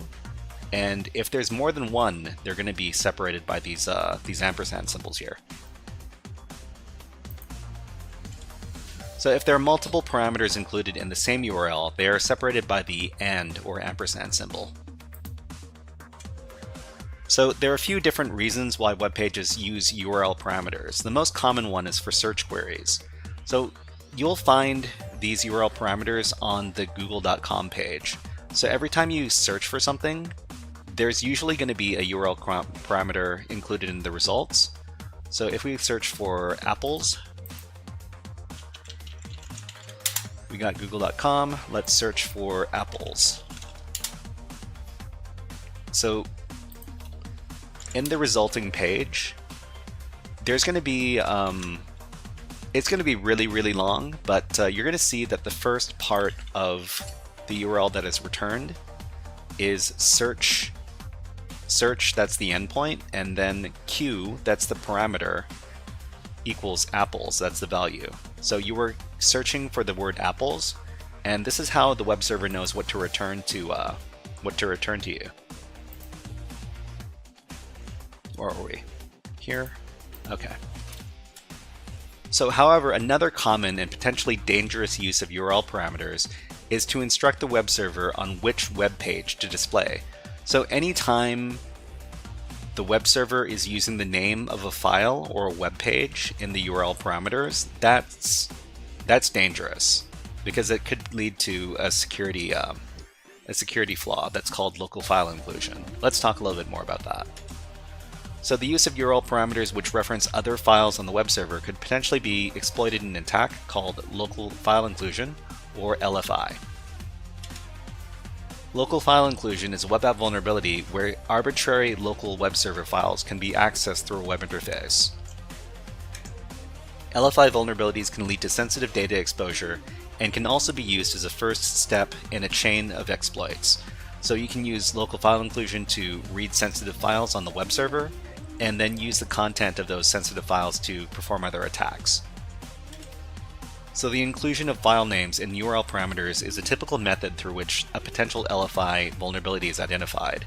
So if you get a sense that the names that are included in these parameters could be file names, that's a pretty big clue. So when we do local file inclusion, there's a certain method that we do to access these files. And to understand what's going on in this attack, we have to understand the file system structure that is underneath the web server. So in this case, this is the level Natas 7, right? Femyuki says, you guys were talking about books, practical exercises. The best way to learn is is teaching. Well, yeah, right. If you can attend a class, then that's probably a better way to learn than just reading books. But yeah, I mean, I can't teach you stuff that I don't know. So that's why I do these classes. I do these classes to increase my own knowledge as well as to teach people. But yeah, this is what we should be doing. We should all be teaching each other. I don't know everything about technology. You know, like there's things that I can learn from everybody in chat. Everybody in chat probably has something that they're really good at, and they could probably teach me something about it. And I'm trying to teach about the stuff that I know. Well, I know about this stuff, but there's a bunch of other stuff that I don't know. So that's why we're here, to help each other out. Okay, so the web application is actually going to be in this directory right here on the web server, the var html labs natas 7 directory here. What we want to do is we want to climb up to the top of the file system, and then from there we can go and access whatever file we want. MC25 says, sadly, I know a little bit about everything and a lot about nothing. A little about everything and a lot about nothing. That's fine. There's no shame in that. That's what is called being a generalist. It's basically, you know a little bit about everything, but that's completely fine. This is what I'm trying to do. I'm trying to learn a little bit about everything so that I can teach beginner skills in a lot of different categories, but I don't know any of these categories super deep. I guess you could say that the only category I know a lot about is network pen testing, and even network pen testing, I don't know all that much about it. But that's probably, there's nothing wrong with knowing a little bit about everything. It just means that you're a well-rounded person. It's not a, but I will admit that if you want to succeed in cybersecurity, it's probably better to become very, very specialized in one specific niche, because if you specialize, then you can tunnel deep into that knowledge. But anyways, so we start in this directory here. We need to climb up to the top, and then we need to access whatever file we want to, right? We do that with a bunch of these // attacks. // patterns. So we're going to talk a little bit more about that in a bit. So from the top level directory, we can provide a file path to the file that we want to access. So the typical test for local file inclusion on Linux and Unix web servers is to access the etc password file, since it is publicly readable by default and gives information about usernames on the web server. So we're going to test this application for local file inclusion, and we're just going to go over to Natas level 7. If we click on the About page, we see here that that this is the URL. What we want to do is we want to replace the About text in there with a local file inclusion attack, and the local file inclusion attack is going to look like this.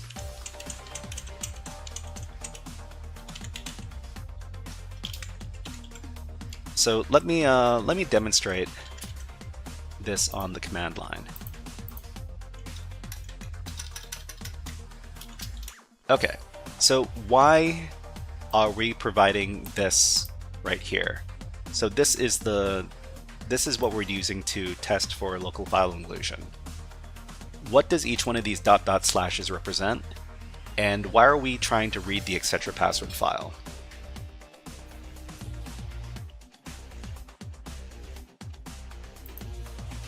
So inside of Linux, and this server is running the Linux operating system. The ... is going to, it represents going up one level in the file system.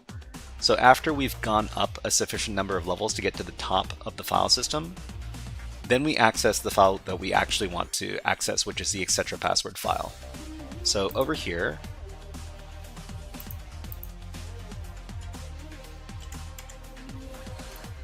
we use the ... to climb up from the var html labs Natas 7 directory up to the top, and then from the top we access the etc password.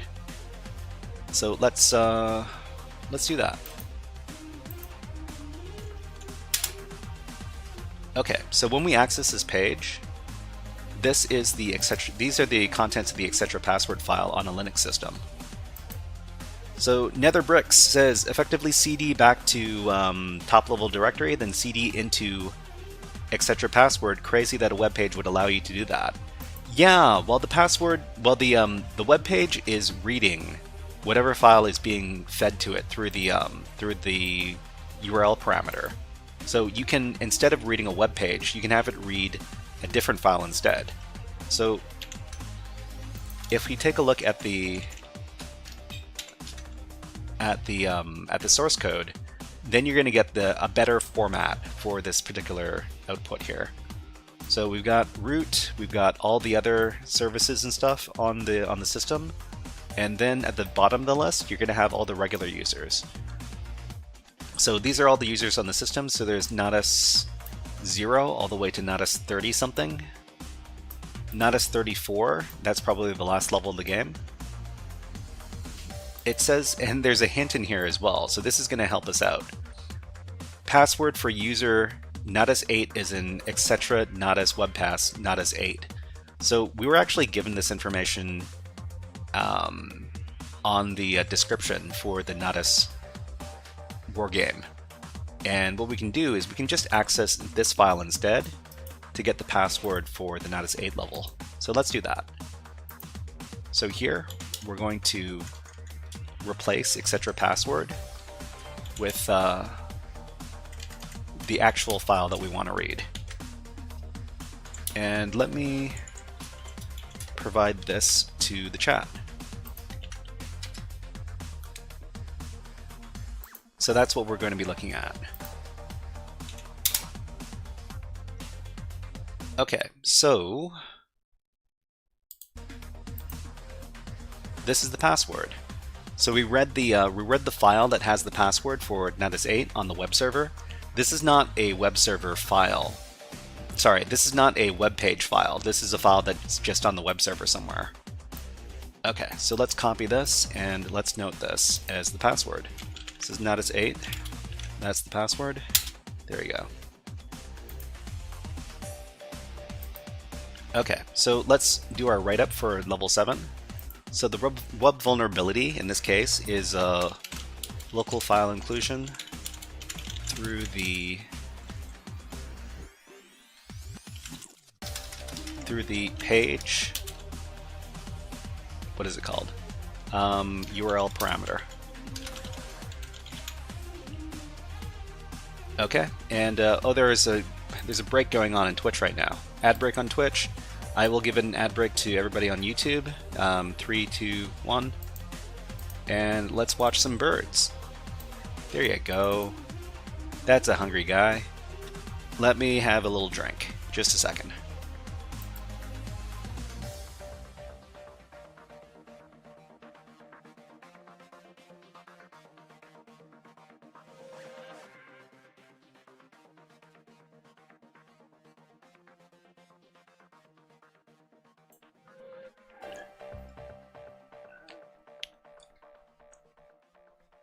Okay, so we've got about half an hour left. We might be able to do 2 or 3 more levels before we finish up for the day.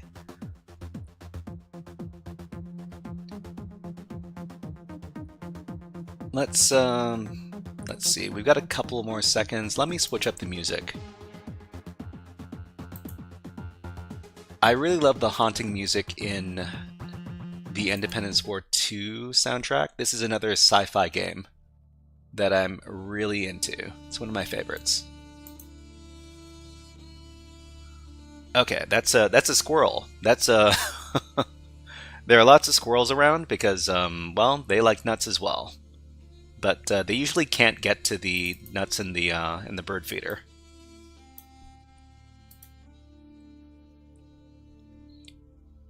Okay, so let's so the method of solve. Access the password on the web server by providing the following file path, and we'll include the URL, which was here. Wait, here. Let me copy that into my... There you go. I'll commit those changes. And then let's get into editing the next level. Next level is Natas level 8. Making pretty good time. Let's edit this. This is username Natas8. And the password is going to be...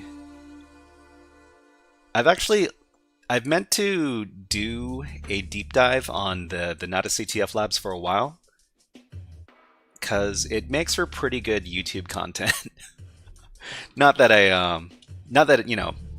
it's not good for everybody else as well, but a lot of people search for this particular CTF, and it probably drive a lot of traffic to my YouTube channel, because I gotta We're use in. as well. Shall we play a game? How about global thermonuclear war?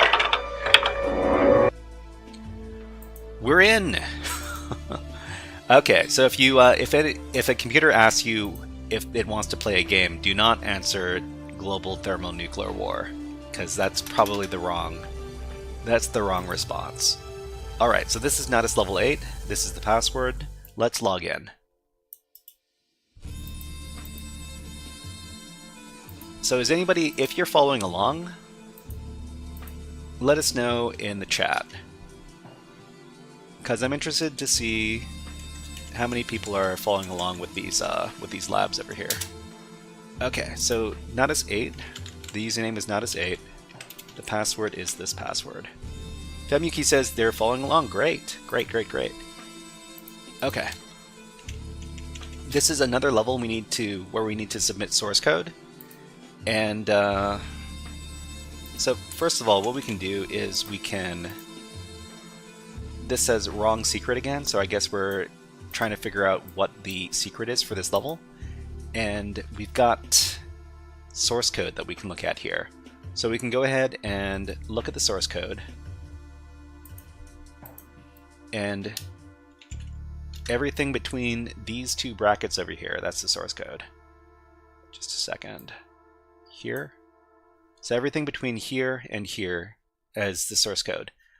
Netherbrick says following along. Great. This is what I like to see. But if you're not following along, you're just watching, that's fine too. I appreciate I appreciate everybody that's come to watch. All right, so what's happening in this code? Can anybody identify what kind of code this is? What language is this? And how do we know?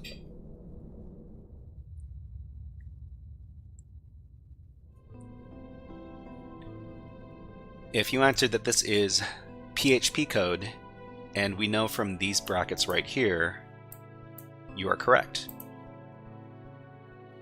Tamwell says it is PHP code. That is absolutely correct. You know that it's PHP code because it's got the bracket question mark and the question mark bracket.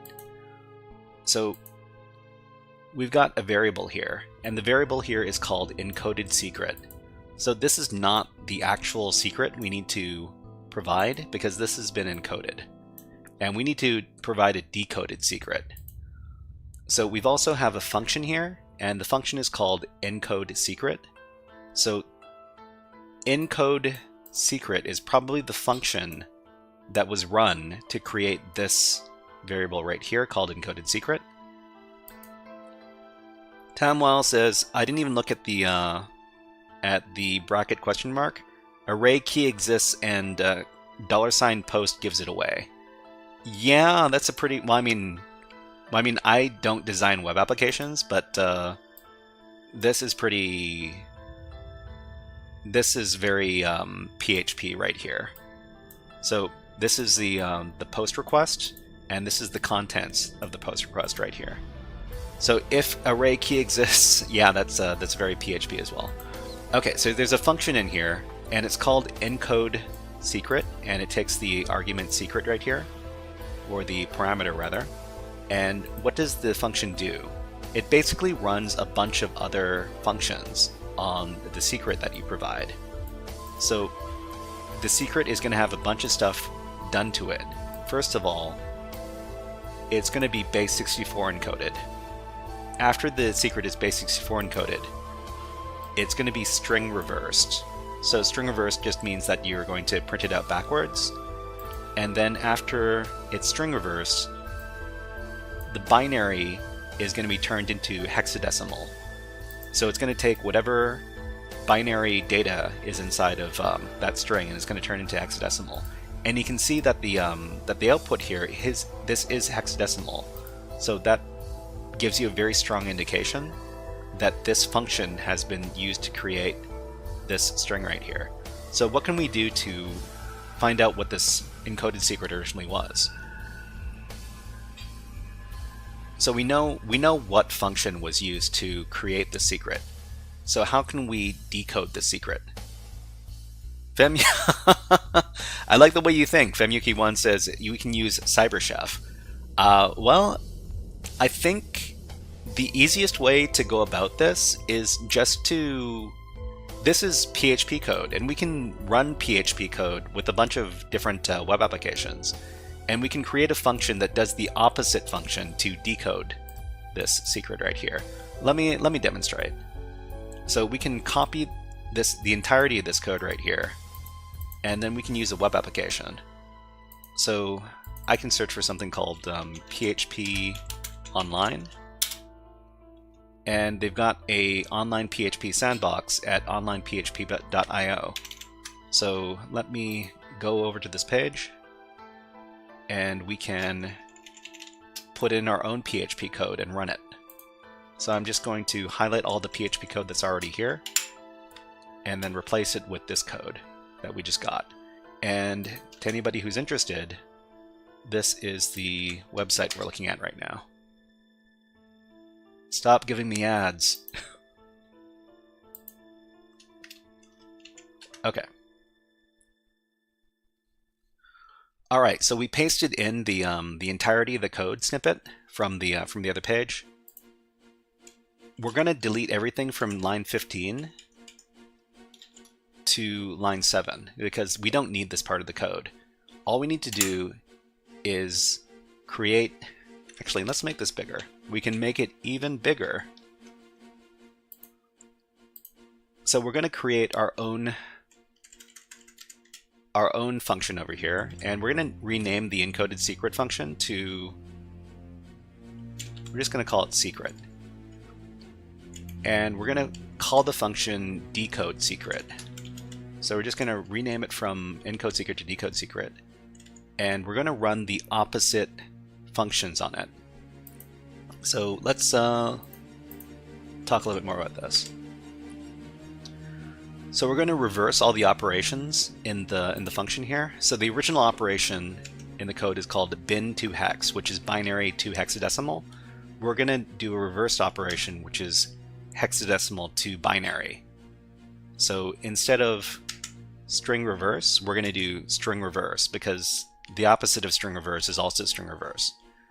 And the opposite of base64 encode is base64 decode. So we're gonna run these reversed operations in our new function, and then we're going to decode the message.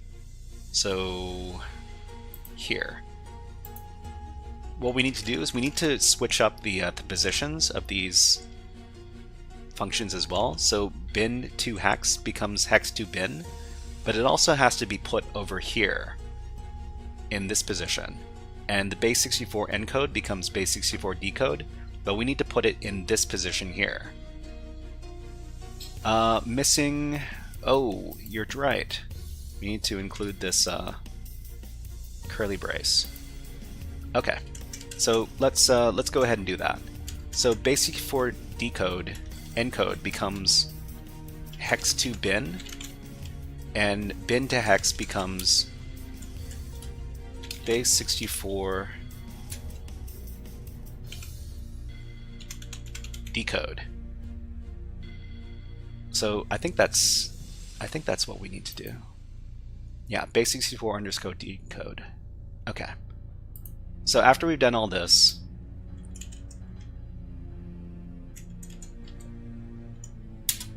we can print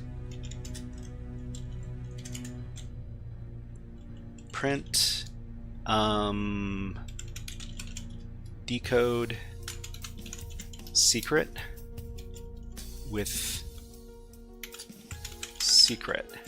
Wait, I don't code in PHP. I'm not completely sure if this is the correct syntax.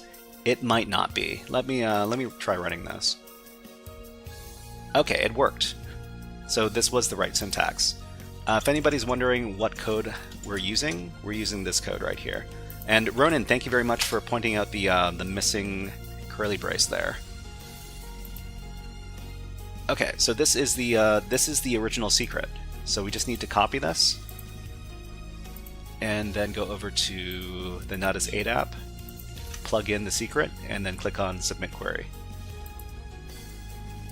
Okay, so it says access granted. The password to Natas 9 is this.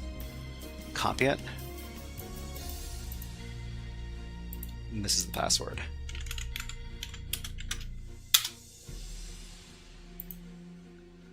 Okay, so before we finish up, let's do a little let's do a recap over at GitHub over here. So the web vulnerability in this case was exposed source code. Sensitive data acquired by reverse engineering source code. Okay, so method of solve, what do we do? Reverse the encryption. Whoops, that's not how you spell encryption function, and obtain the password.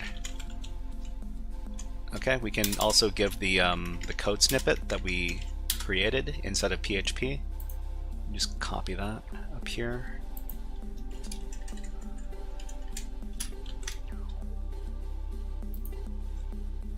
Paste it in there. Okay, and then we can commit these changes. Level 8 done. Alright, let's move on to level 9.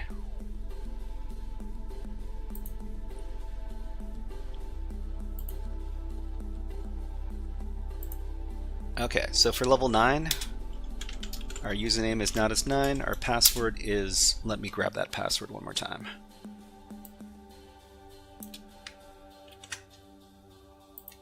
There you go. Okay, time to solve this level.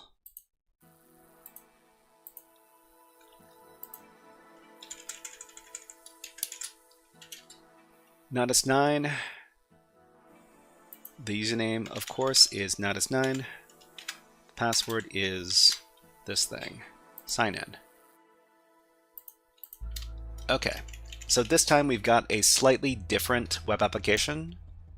It says find words containing, and then we get to search. So let's give test. Search for that. We've got a bunch of different words with the word test inside of them. So Protestant, we've got a Q-test We've got adwatist. That sounds like a dirty word. Anyways, we can view the source code for this page. So let's go ahead and do that.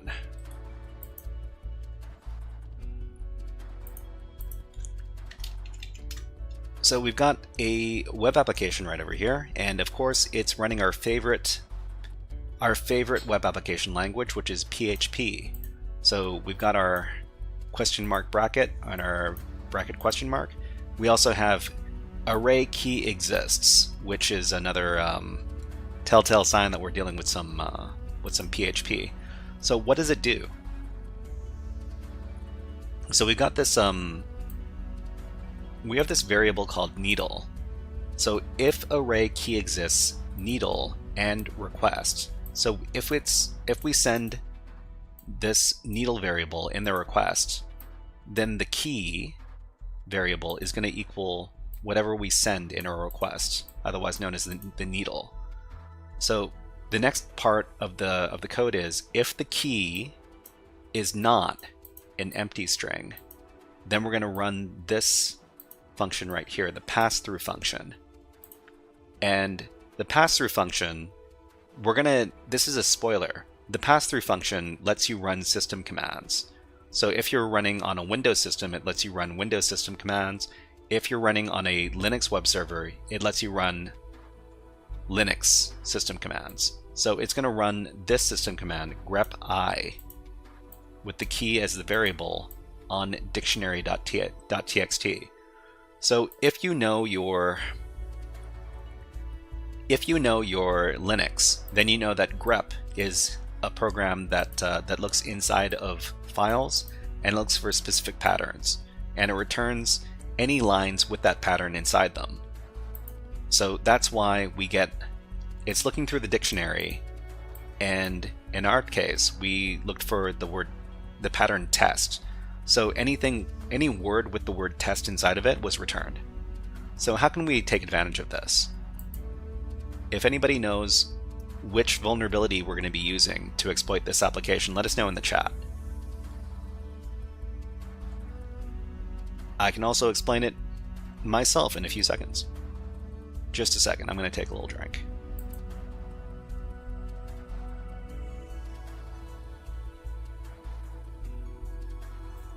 Ronan has it correct. We're going to be using command injection for this level.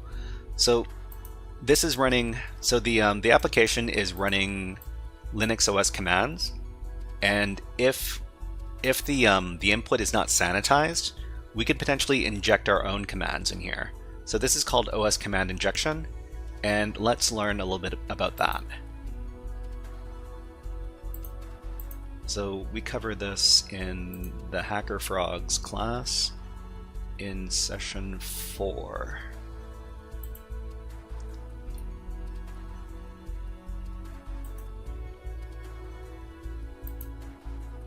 Oops. So this is OS command injection. So operating system command injection is a web app vulnerability where arbitrary OS commands can be performed on a web server through a web interface. OS command injection is a serious vulnerability, and it can often lead to the complete compromise of the web server. And if so, the web server can be used as a foothold to attack other machines in the network.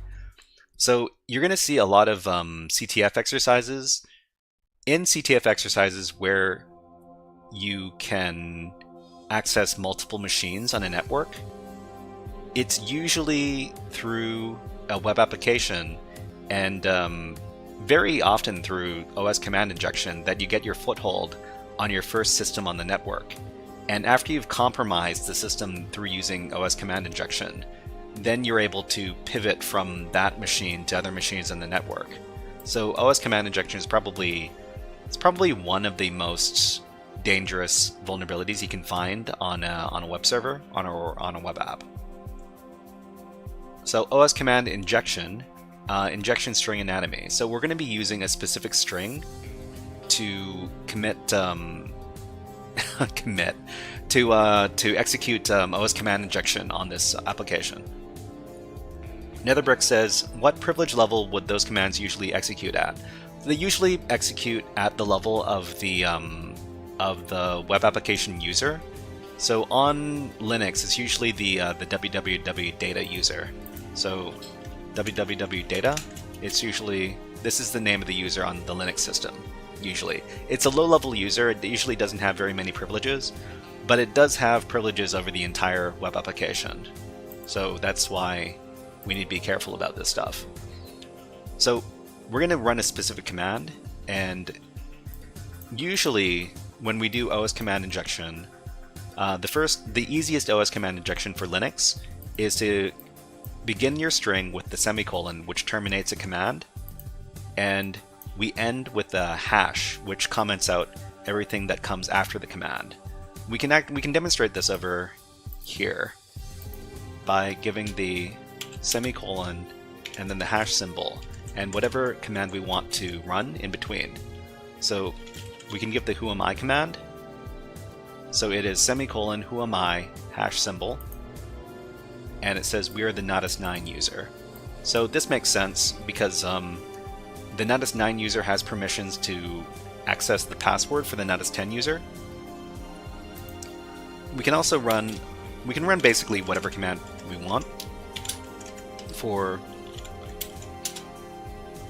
so we can also get the ID for this particular user. So they're this UID, the GID, the group ID, etc. We can get the host name as well. So the name of the server is called Natas. But what we really want to do is we want to access the password for the next level. And the password for the next level is in this file right here. So etc natas webpass natas 10. So we want to access this file to get the password for the next level.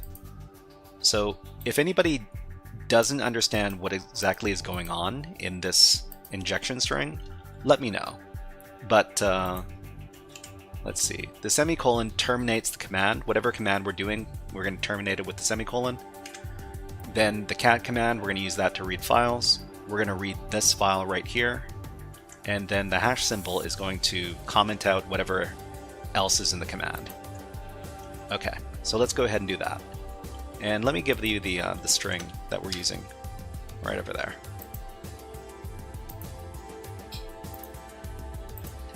Okay, so this is the string. We're going to send this OS command injection string, and we're going to get the password for the next level. Femyuki asks, my only question is how you got this path, exploring the folders. So this, let me demonstrate over here.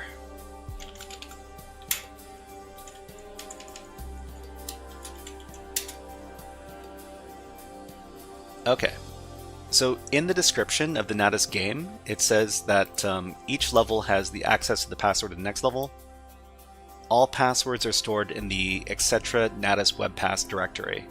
So for example, Natas 5 is stored in the etc Natas webpass Natas 5 file and is readable by Natas 4 and Natas 5. So if we know this information, then we know to access that particular file path. Okay, so this is the password that we got. Yeah, sometimes you really have to pay attention to the instructions. Anyways, this is Natas 10. That's the password. Okay, let's do our write-up over here. So the web vulnerability in this case is OS command injection. MC25 says, in the real world, you just need to you would try known files and explore. Yeah, well, I mean, if you have OS command injection, you can potentially get a reverse shell on the target. You can potentially get direct terminal access to the web server, and from there you can explore to your heart's content and just go through that entire file system with a fine-tooth comb if you have that kind of access. Okay, so OS command injection, the method of solve is to look at the source code. So OS command injection, and that was obtained through what was it? Source code reverse engineering. Actually, we'll just call it source code analysis. Okay, so look at the source code. See that it's using the PHP pass-through function.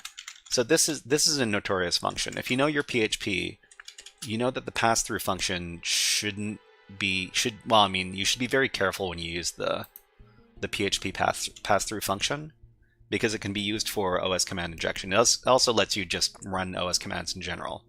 So just be careful whenever you see an application that looks like it's running Linux system commands or Windows system commands. You should pay attention to that. Use simple injection payloads. And then we can give the payload over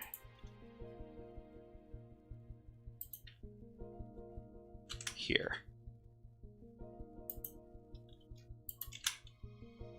Okay, and we're going to save this. We're going to move on to the next level. Femyuki says, I know this is dumb, but cat will provide the next password. Must likely not be the file owner. Must likely not, because the file owner must be Natas 11. So the this is a game. This is not how it works in real life. So this is just something for the game. It lets users get access to the password of the next user. This isn't something that you'll see in real life. It's just for the sake of the CTF exercise. But let's move on to the next level, which is Natas level 10. Oh wow! Okay. Well, this is the last level we're gonna solve, and then we're gonna finish up, because it is almost time to finish up. Okay, so everybody, let's begin this level. The username is Natas10. The password is this. Ooh, password is not that. The password is this.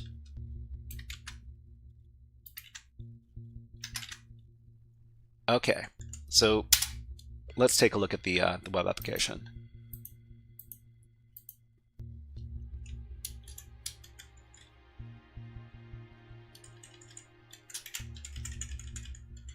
Natas level 10.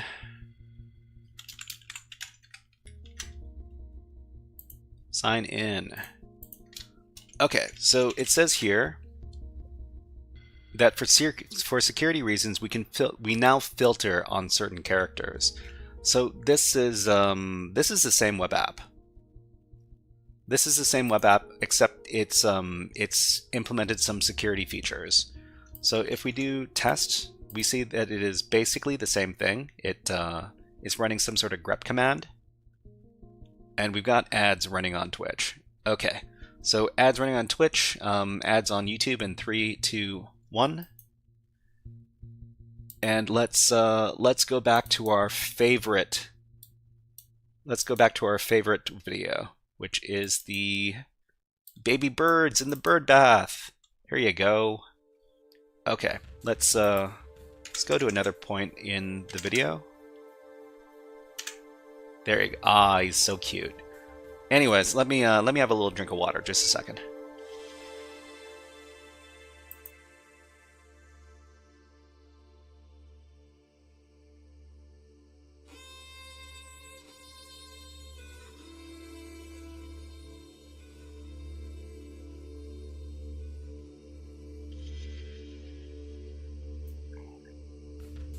I love these little guys. I can't wait for this summer so I can get more bird feeder footage for the birds, for the newly hatched birds. They provide the best videos. Okay, let's put the birds away. And let's start our last level over here. Okay, so it says for security reasons, you now certain unfiltered characters on certain characters. What we're going to do is we're going to take a look at what's changed in the source code. So we're going to find that the source code is mostly the same, except that there's this extra line added in here.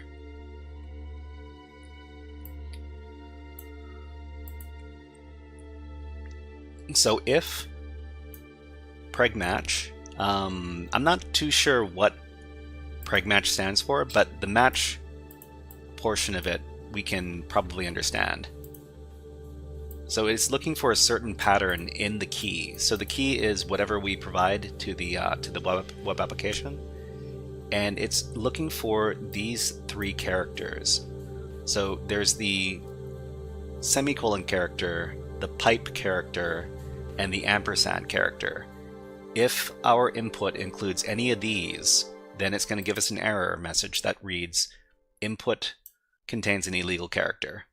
Pregnant. Pregnant match. Pregnant match? Is that the correct usage of that term?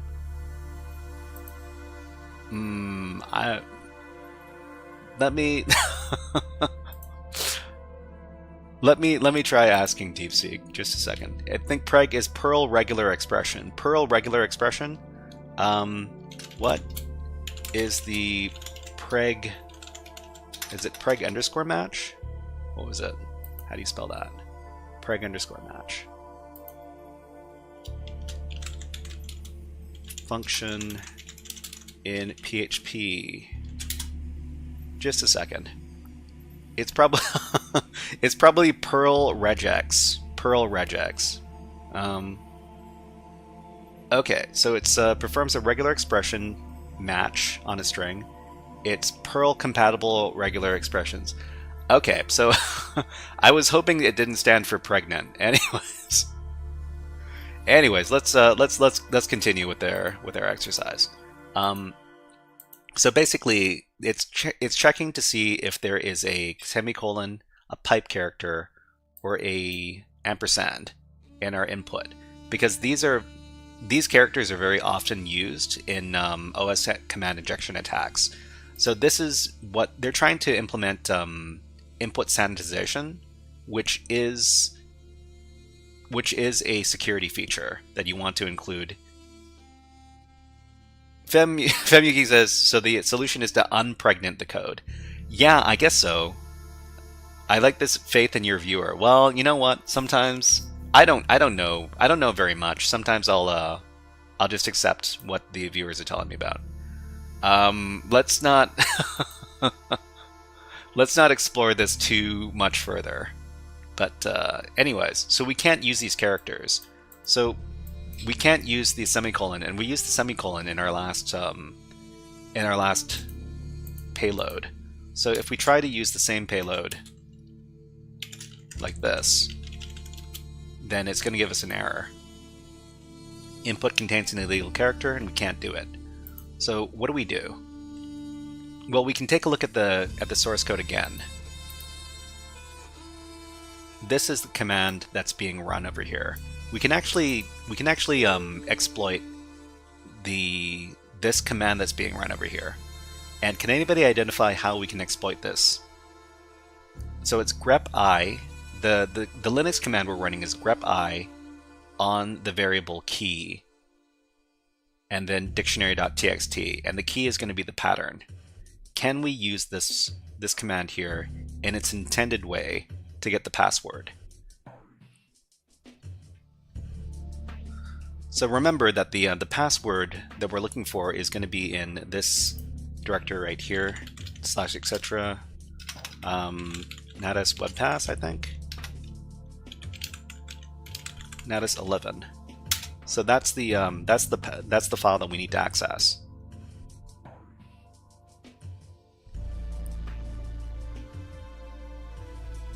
So Tamwal says, give something without the semicolon nor the ampersand.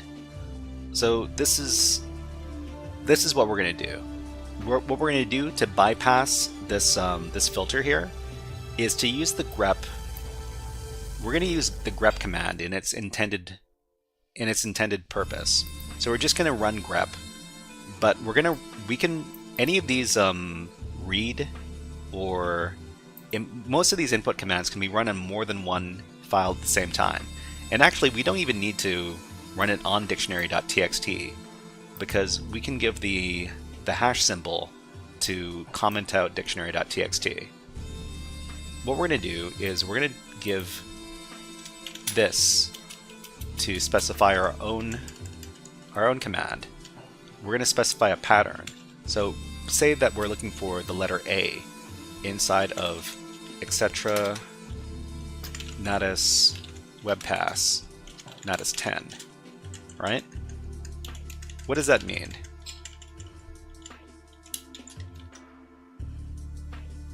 This is our exploit payload. What does this do?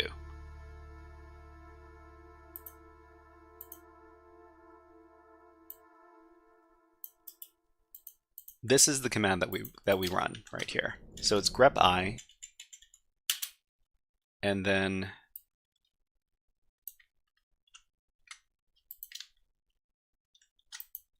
this.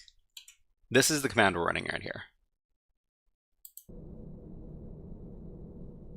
So basically, we're looking for the letter A inside the etc. Natas webpass Natas 10 file. If there's an A, then we're going to get the password. If there's no A, then we can switch this to the letter B or the letter C until we find a match.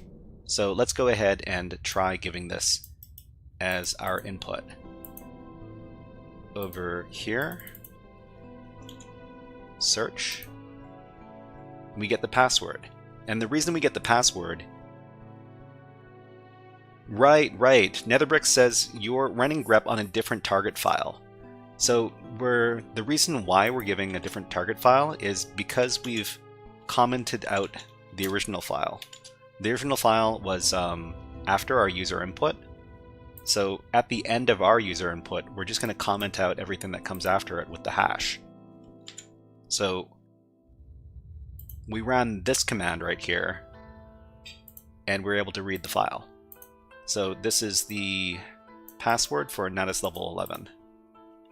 So the next time we come back to the Natas labs, we're going to start on Natas level 11. But before we close out, let's do a little after action report.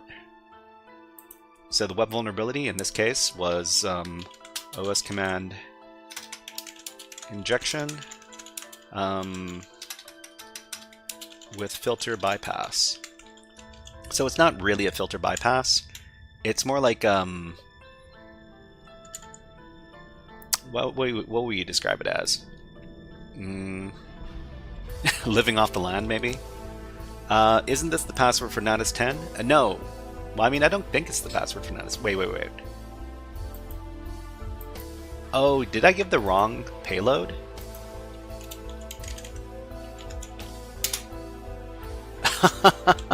That is the wrong payload. Yeah, you're right. Femyuki, you are observant. I am not observant. Sorry. Let's I gave the wrong. There you go. This is the password for Natas 11. You know, I appreciate all the viewers here because the viewers can pick up when you're making a mistake. Femyuki says, not really. I just tried it and it didn't work. Okay, yeah. I really appreciate all the viewers because the viewers keep you honest. When you're not doing a good job, the viewers will let you know. Thank you very much. And I really mean it. Okay, so let's try this out with Natas 11 in just a second. So the method of solve was use the command as intended. Hide the planet! Hide the planet! Access the password file instead. And let's give the command over here. The payload was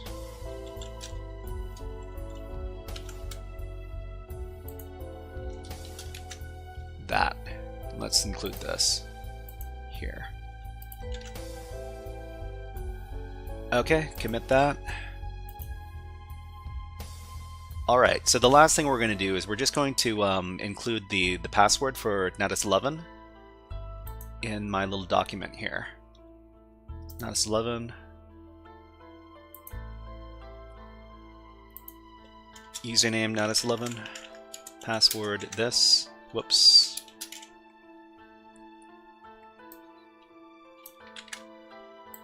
Password this.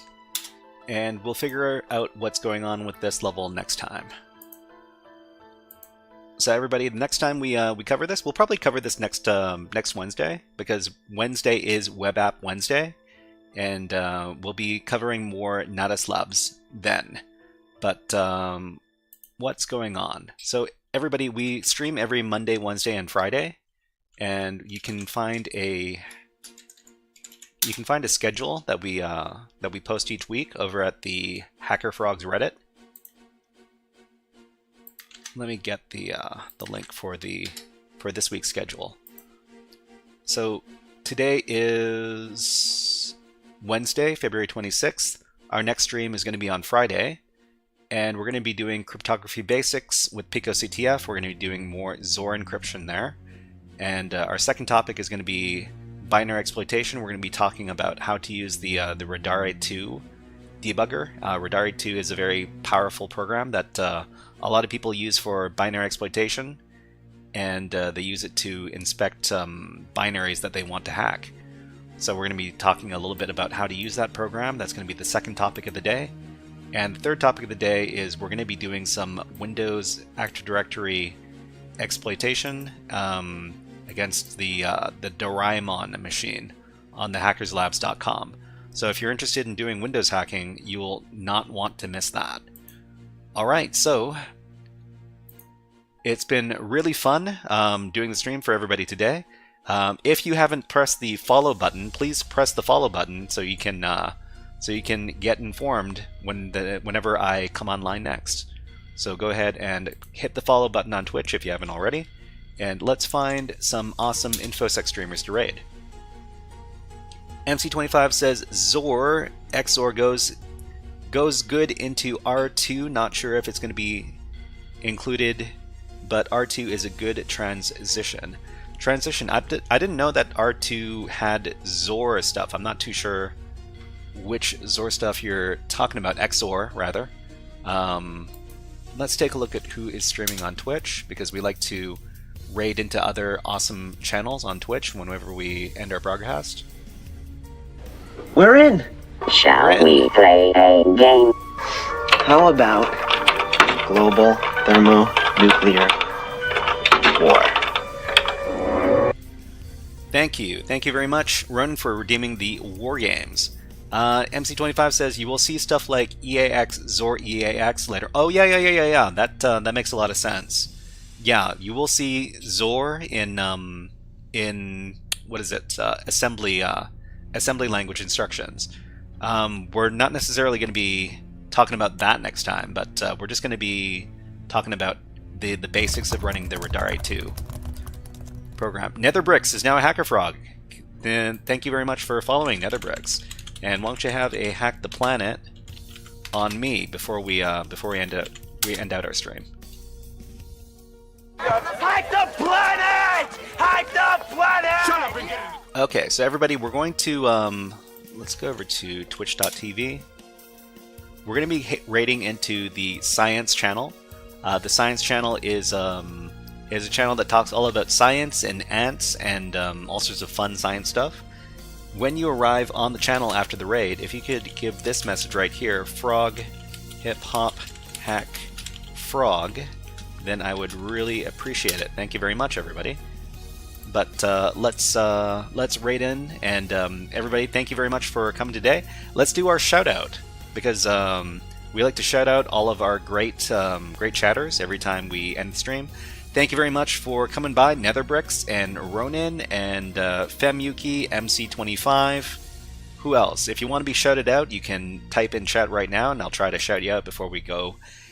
Tamwile and KenPDX, and who else? Who else stopped by? A lot of different people. All right, so let's start the raid. Science streams and Oasis. Thank you very much, Cybernerd Dante. And all right, everybody, we will see you next time on Friday. Don't miss it, and have a great week. We'll see you next time. 7, 6, 5, 4, 3, 2, 1. Hip hop hack, everybody.